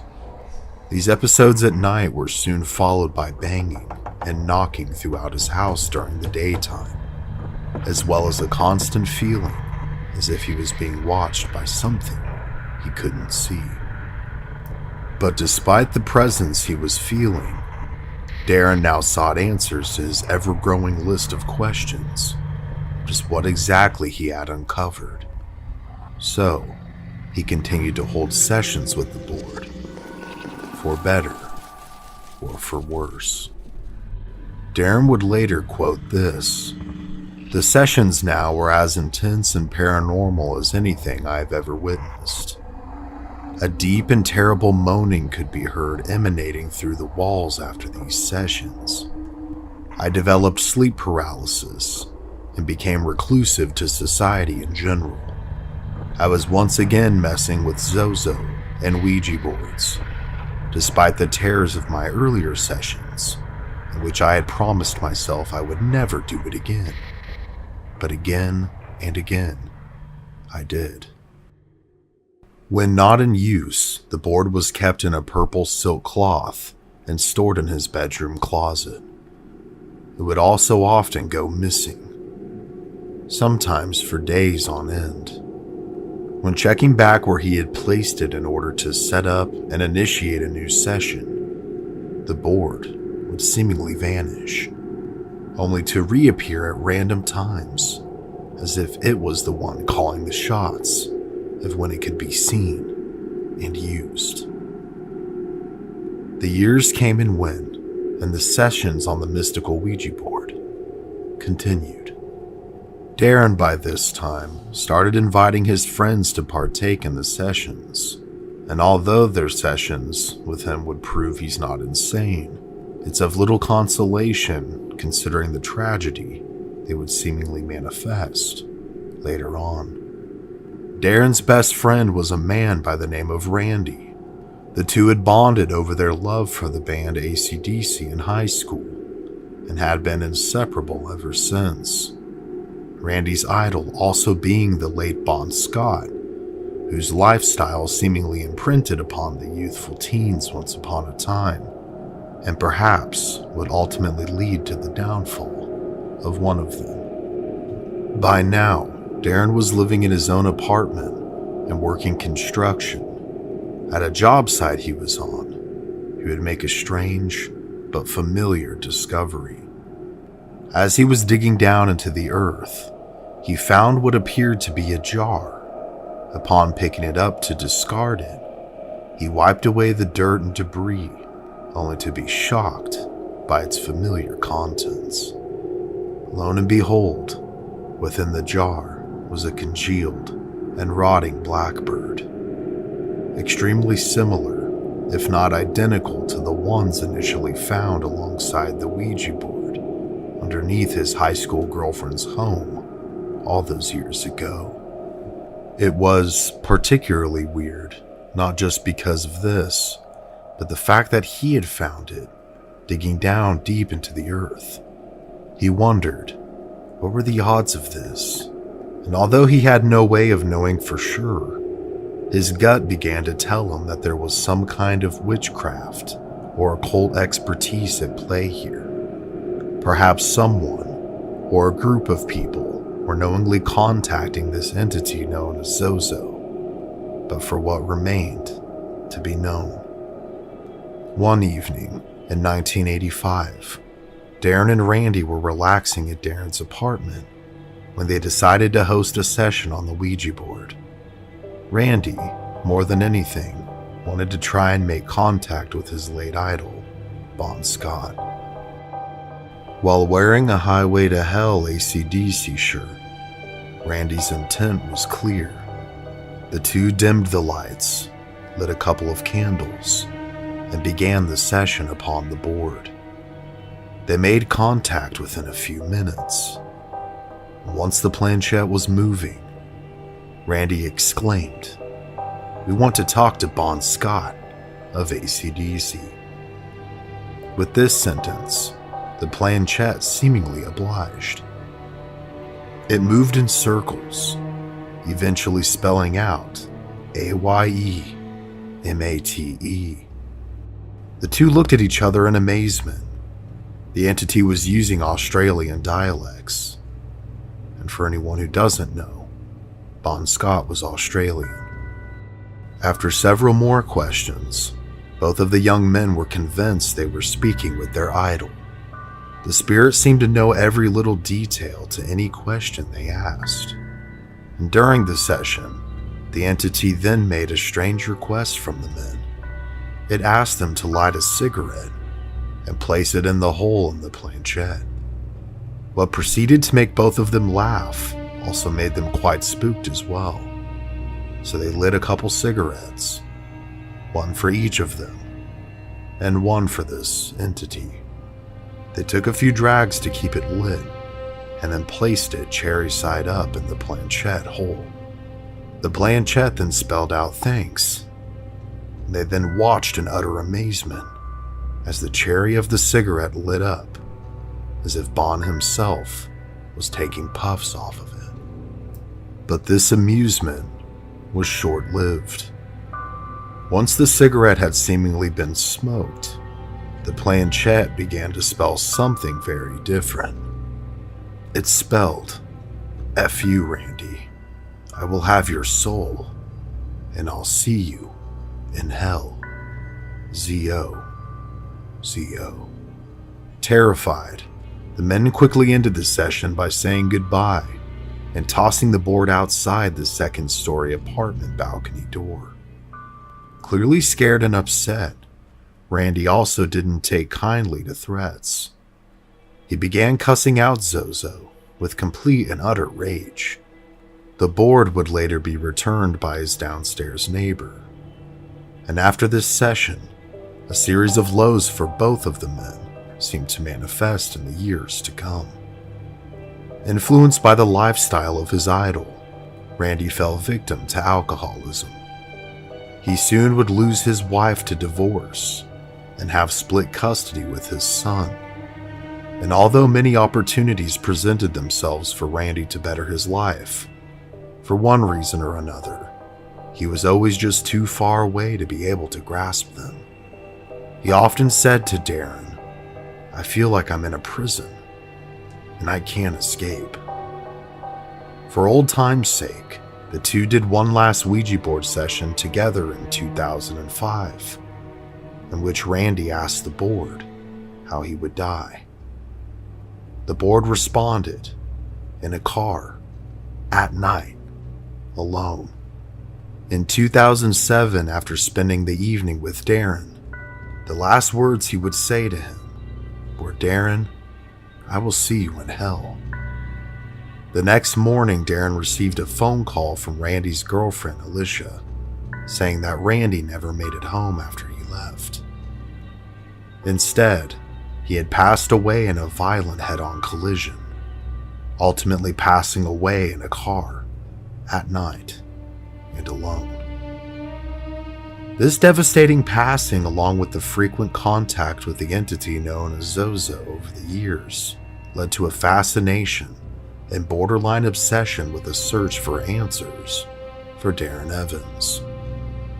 During the time before and after Randy's death, he had been living in a home in Oklahoma City, Oklahoma, that would become synonymous with the demon's name. It was here that the worst afflictions brought on by the entity would take place to him and his family.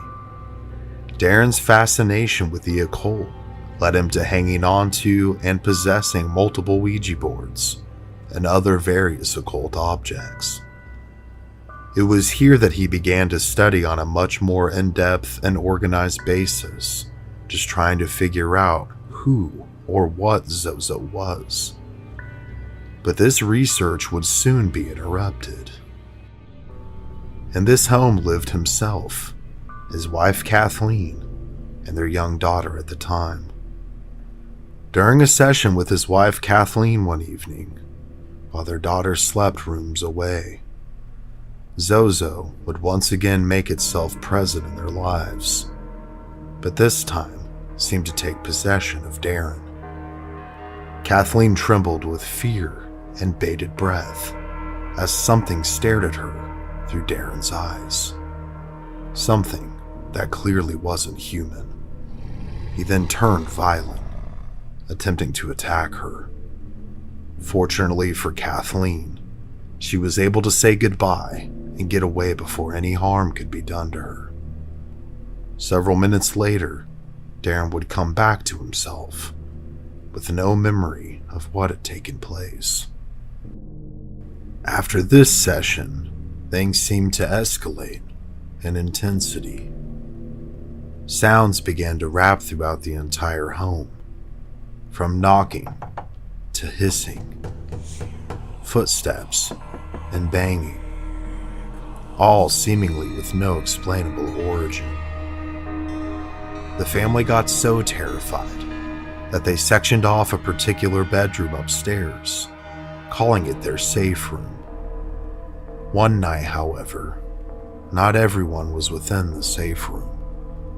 Suddenly, an overwhelming sense of terror creeped upon Darren as he was trying to sleep. He rushed to the safe room to attempt to stop what he was feeling, but quickly realizing he couldn't leave his family behind, he rushed back out of the room in an attempt to gather them and bring them to safety as well.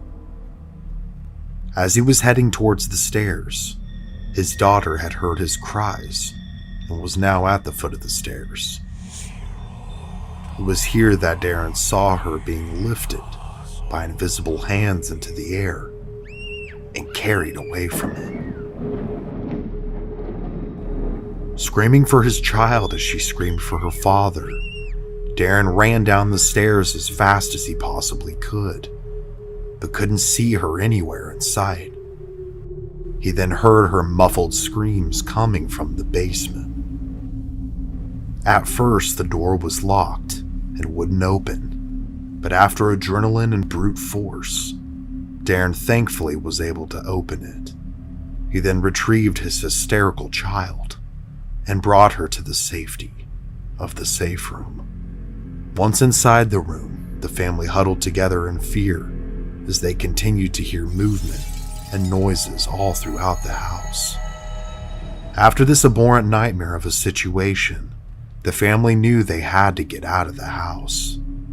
This situation and the many other paranormal experiences had led to a lifelong fascination for Darren Evans with the occult and finding out just exactly what Zozo is. But was it worth jeopardizing his family's safety? It took some time, but the family would soon relocate to another home. And once his family was safe, Darren was able to continue his deep dive into the unknown to try and track down and decipher just what this entity could be and where it came from. And although he knew the topic was vast, I think it went far deeper than he ever anticipated. Whilst trying to dig up more information, he posted his experiences to an old paranormal forum in 2009, and since then, many people have shared their experiences with a demonic force, many of which have been documented and compared by Darren himself on his website. But these experiences are not just a 21st or even 20th century phenomenon. They date back far older than that.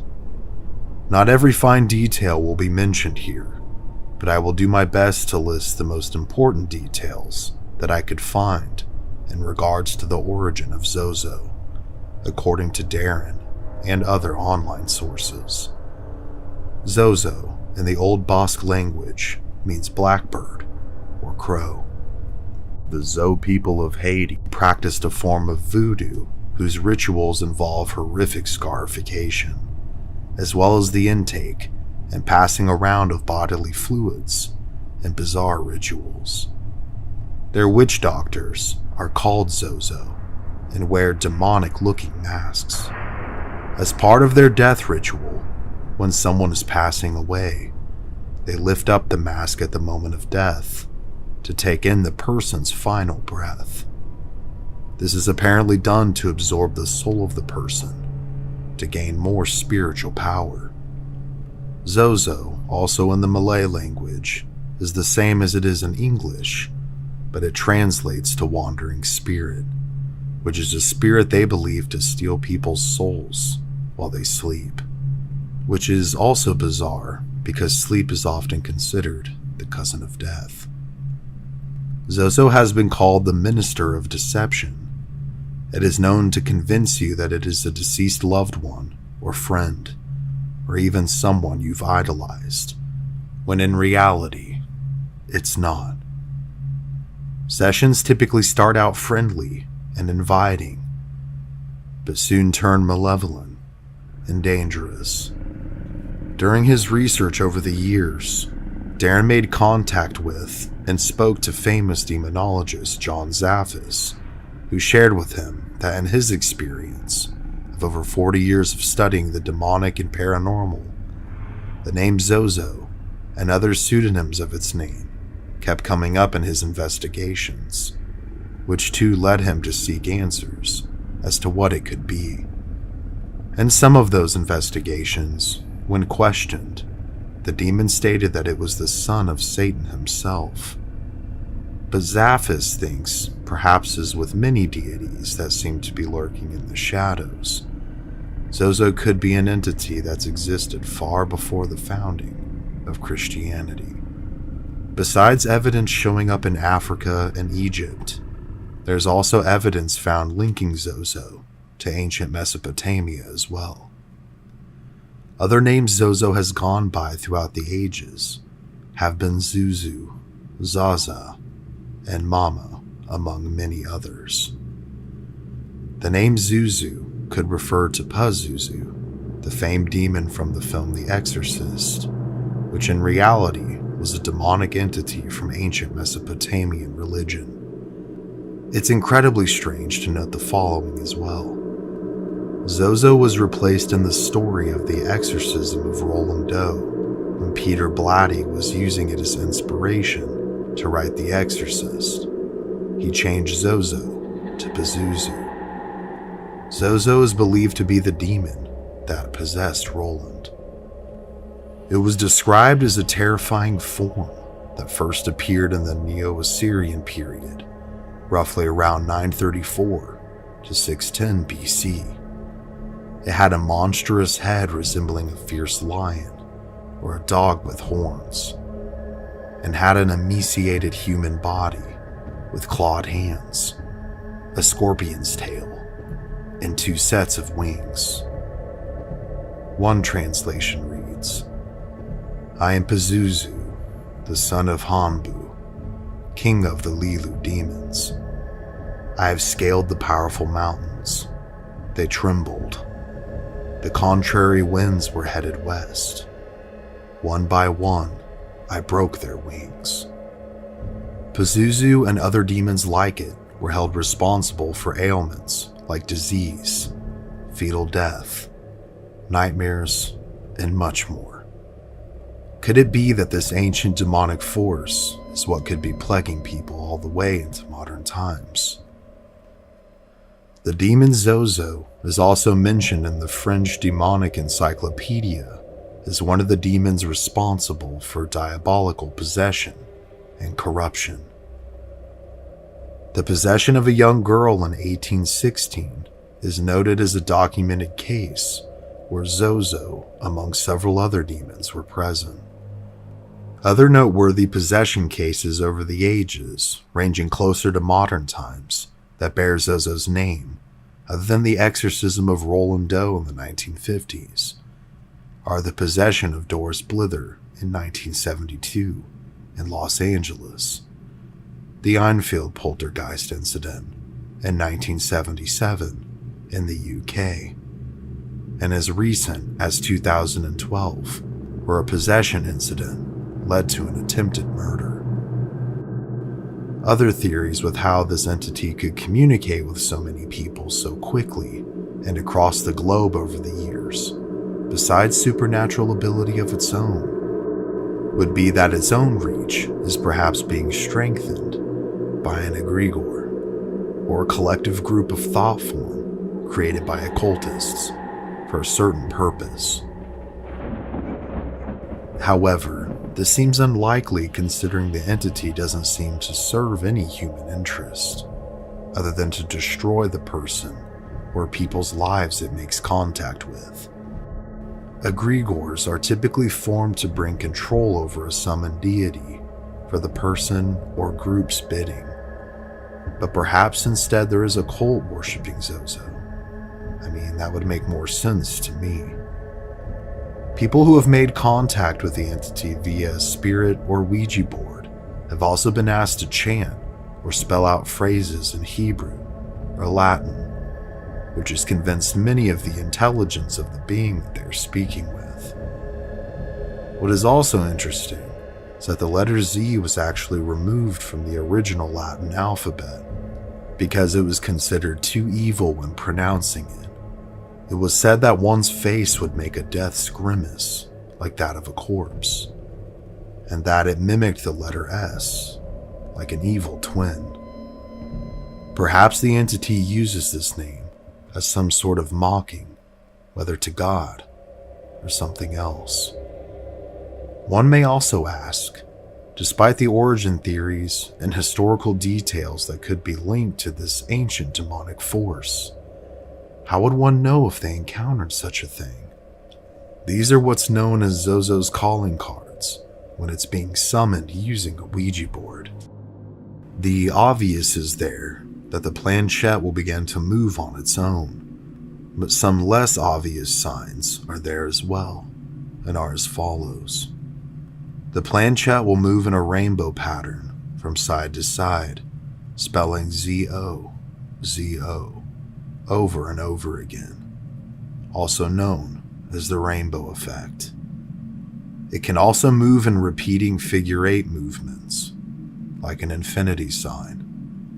The planchette will spell out various versions of the demon's name, like Zozo, Zoso, Zaza, Zuzu, or Mama.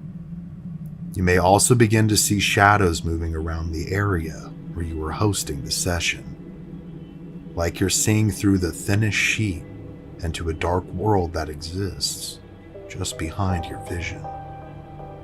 And you and whoever you may be with may start to feel scared, uneasy, or upset, seemingly for no other reason, before or after this takes place. When you tell this entity goodbye, typically the best way to close a session, it may not truly be goodbye, because oftentimes, depending on how long the session has been for, like an ever-widening door, the entity may have had just enough time to sneak in to begin to wreak havoc upon your life. And thus begins what many demonologists and religious leaders alike call demonic obsession, which is where the entity becomes aware of you and begins to crave you, which then leads to oppression, or begins to inflict various forms of torture upon you in an effort to break you down, whether that's physically, psychologically, or spiritually. It will also work to isolate you from others, especially those who care about you. And finally, if you're incredibly unlucky, possession, where the entity finally takes control of you as its vessel.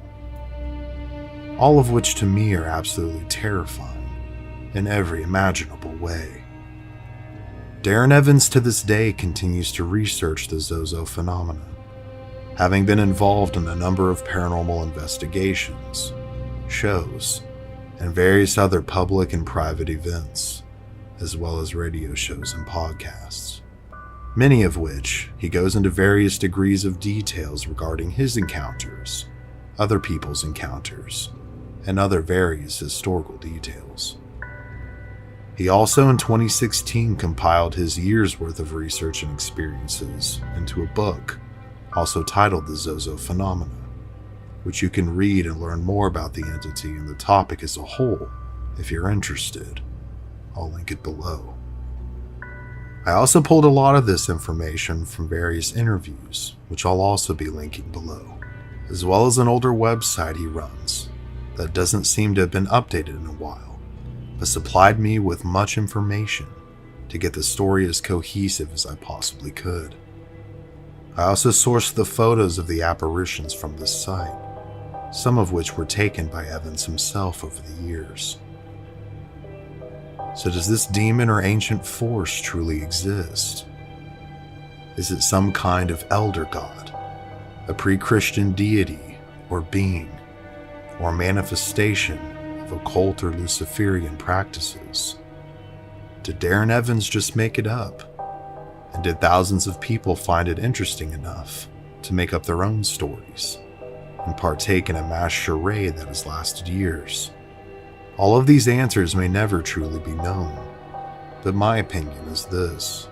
I think, not only given the wide array of strange coincidences and details throughout history, from the origins to the stories of this creature existing in distant past to the present, to literally thousands of people, from casual interest in the occult to more hardcore fanatics, religious scholars, demonologists, and more, claiming to have had experiences with this thing. With all of these details in mind, I certainly think it very well could be real. I do think there are things that exist in the shadows, things we can't see or touch, but that are there, watching and waiting to strike when and if the opportunity presents itself.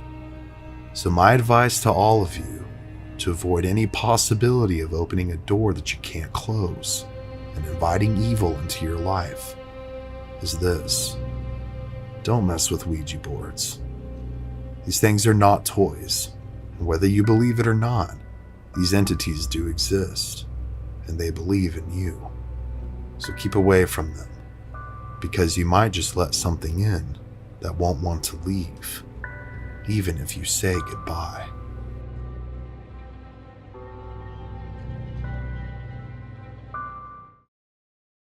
Man, where to begin with this one?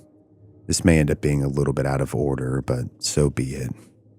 So when I initially made the original Zozo video, the one that we just watched together, I didn't hear anything from Darren himself, but rather someone who claimed to be a friend of his, who went by the name of Butch, which is presumably an alias.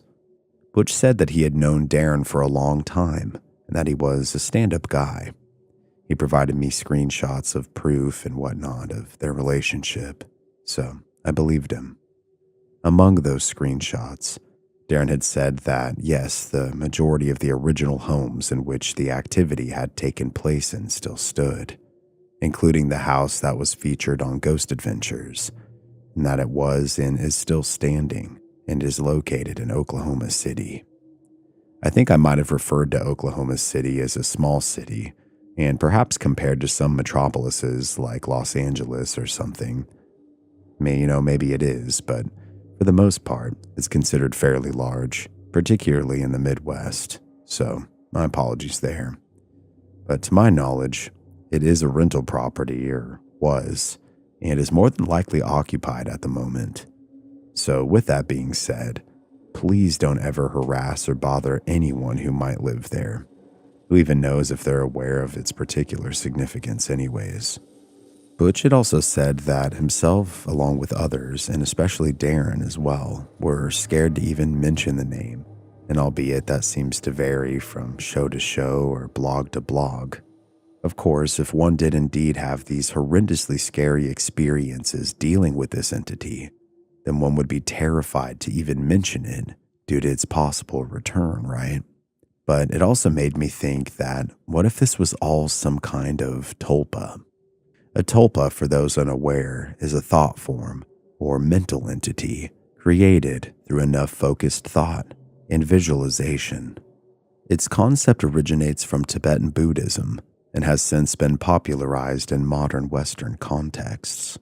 The concept describes a being with its own independent consciousness, personality, and will that is created by a person, sometimes referred to as a tulpamancer, and it doesn't really specify if the person has to be fully aware of what they are doing or not in order to create one. So this is speculative at best, but what if Darren inadvertently created this thought form and it started manifesting more in his life, and as time went on and it gained further strength, and due to its story or stories of it being disseminated through the internet, what if it then essentially took on a life of its own and began manifesting in other people's lives as well? I mean, although Darren and some of my own research conclude that there may perhaps be references to a so-so or zozo or mama type entity throughout various ages and whatnot, we do know that Darren was a big fan of Led Zeppelin and probably still is. And this is something I didn't really mention in the previous video, the first one that is. But Jimmy Page, the guitarist for Led Zeppelin, who kind of deserves a video all of his own, was obsessed with the occult, and his favorite occult symbol that he often used as a trademark of sorts of his works was one that spelled the name Zoso, Z-O-S-O. So Darren, who maybe was already interested in the occult himself, and maybe had other occult-related experiences, might have inadvertently tied the two things together, and one thing led to another, and we ended up with this tulpa that keeps showing up and gaining strength through various forms of media and exposure, kind of like what we're doing now, wink wink. And that's why it allegedly keeps showing up during people's Ouija board sessions. I'm curious that if it had some other type of medium or tool associated with it, like a scrying mirror for example, if we'd have the same results, or if we'd see the phenomena adapted to that said scrying mirror versus a Ouija board. If that isn't the case, then perhaps we are dealing with the real deal. It very well could be an actual entity that maybe we're not fully capable of understanding. It certainly seems to feed off negative energy, human curiosity, and exploits the doorway that is supposedly opened by a Ouija board. Or, and this is all devil's advocate speculation here, it's made up. But if it was all made up, the likelihood of a lot of other people having experiences would certainly be much lower. Now, people do want to be a part of things, whether they were or not, for one reason or another. It's called confabulation, or maladaptive storytelling, depending on the context and intent. Confabulation is often an unconscious act, where a person fills in memory gaps with fabricated but believable stories they genuinely believe are true. Maladaptive storytelling, however, is a broader term that can include more intentional lying to create a better self-image, even if it's harmful. So it is possible that maybe that's what's taking place. Or maybe, just maybe, the phenomena, the entity, or entities perhaps, exist and are waiting and lurking from the shadows. I wasn't sure if I was going to mention this or not, but here goes nothing. Darren, from what I recall, didn't say anything to me on the original upload of the Zozo story, but had since commented on my Demonology Archives video at some point, definitely early on when it had come out. And his comment, albeit I can't remember verbatim what he said, seemed angry with me for some reason. And this has happened with multiple people over the years, so he's certainly not the only one. But the comment has since been removed ages ago, but I thought it was worth addressing finally because maybe he'll watch this too at some point. During my rereading of the emails his friend had sent me, his friend told me that he had been dealing with some kind of copyright issues as a result of some deal that he had made with some project he was involved with.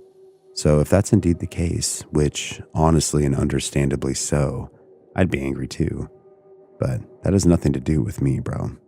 So to Darren, if he happens to be watching, I've done my best to respect your experiences, your bodies of work, and the latter, and I wish you nothing but the best.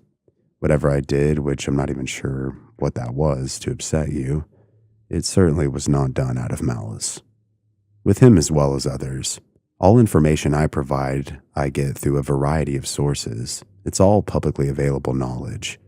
Those of us who are in this field, and I'm sure I'm not the only one, can't always find the contacts for those involved in cases we're asked to and end up covering. And I wanted to say this as well. If any of you watch my content, you'll see that I do my absolute best to be understanding and respectful when it comes to telling people's experiences and reminding those who watch that these are real people with real lives and that they need to be respected. That respect and empathy is incredibly important to me. I also, with others, and Darren is no exception here, do my best to link their case back to their bodies of work, whether it's blogs or books or other interviews or what have you. I want people to do their own research beyond just my videos, you know. But anyways, just wanted to lay all of that out there for the sake of being transparent and open as a person, as well as a creator. I have nothing but respect for those I deal with, and will continue to do my absolute best to uphold integrity with what I do. I'm sure that there are other details in this case specifically that I could provide, but honestly, it's nothing major aside from what I've already mentioned. And there are many informational bits that Darren has included in his blogs and books, all of which I will link down in the description below. If you enjoyed this video, please hit the like button. Hype it if you can, albeit the hype system definitely seems to be a broken feature at this point. Drop a comment letting me know your thoughts on the story as a whole, or if you have any recommendations or suggestions on what to cover in the near future. Subscribe if you aren't already, and watch another video of mine. Honestly, just watching and sharing my content helps me out an insane amount.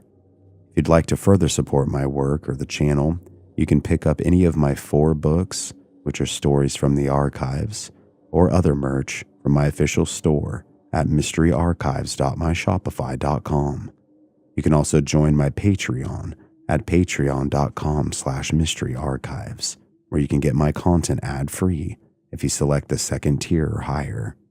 Other than that, guys, thank you so very much for your time and just for being an absolutely incredible community. This has been Cody here at Mystery Archives. Stay safe out there from shadow-lurking demons and more, and I'll see you next time. Take care.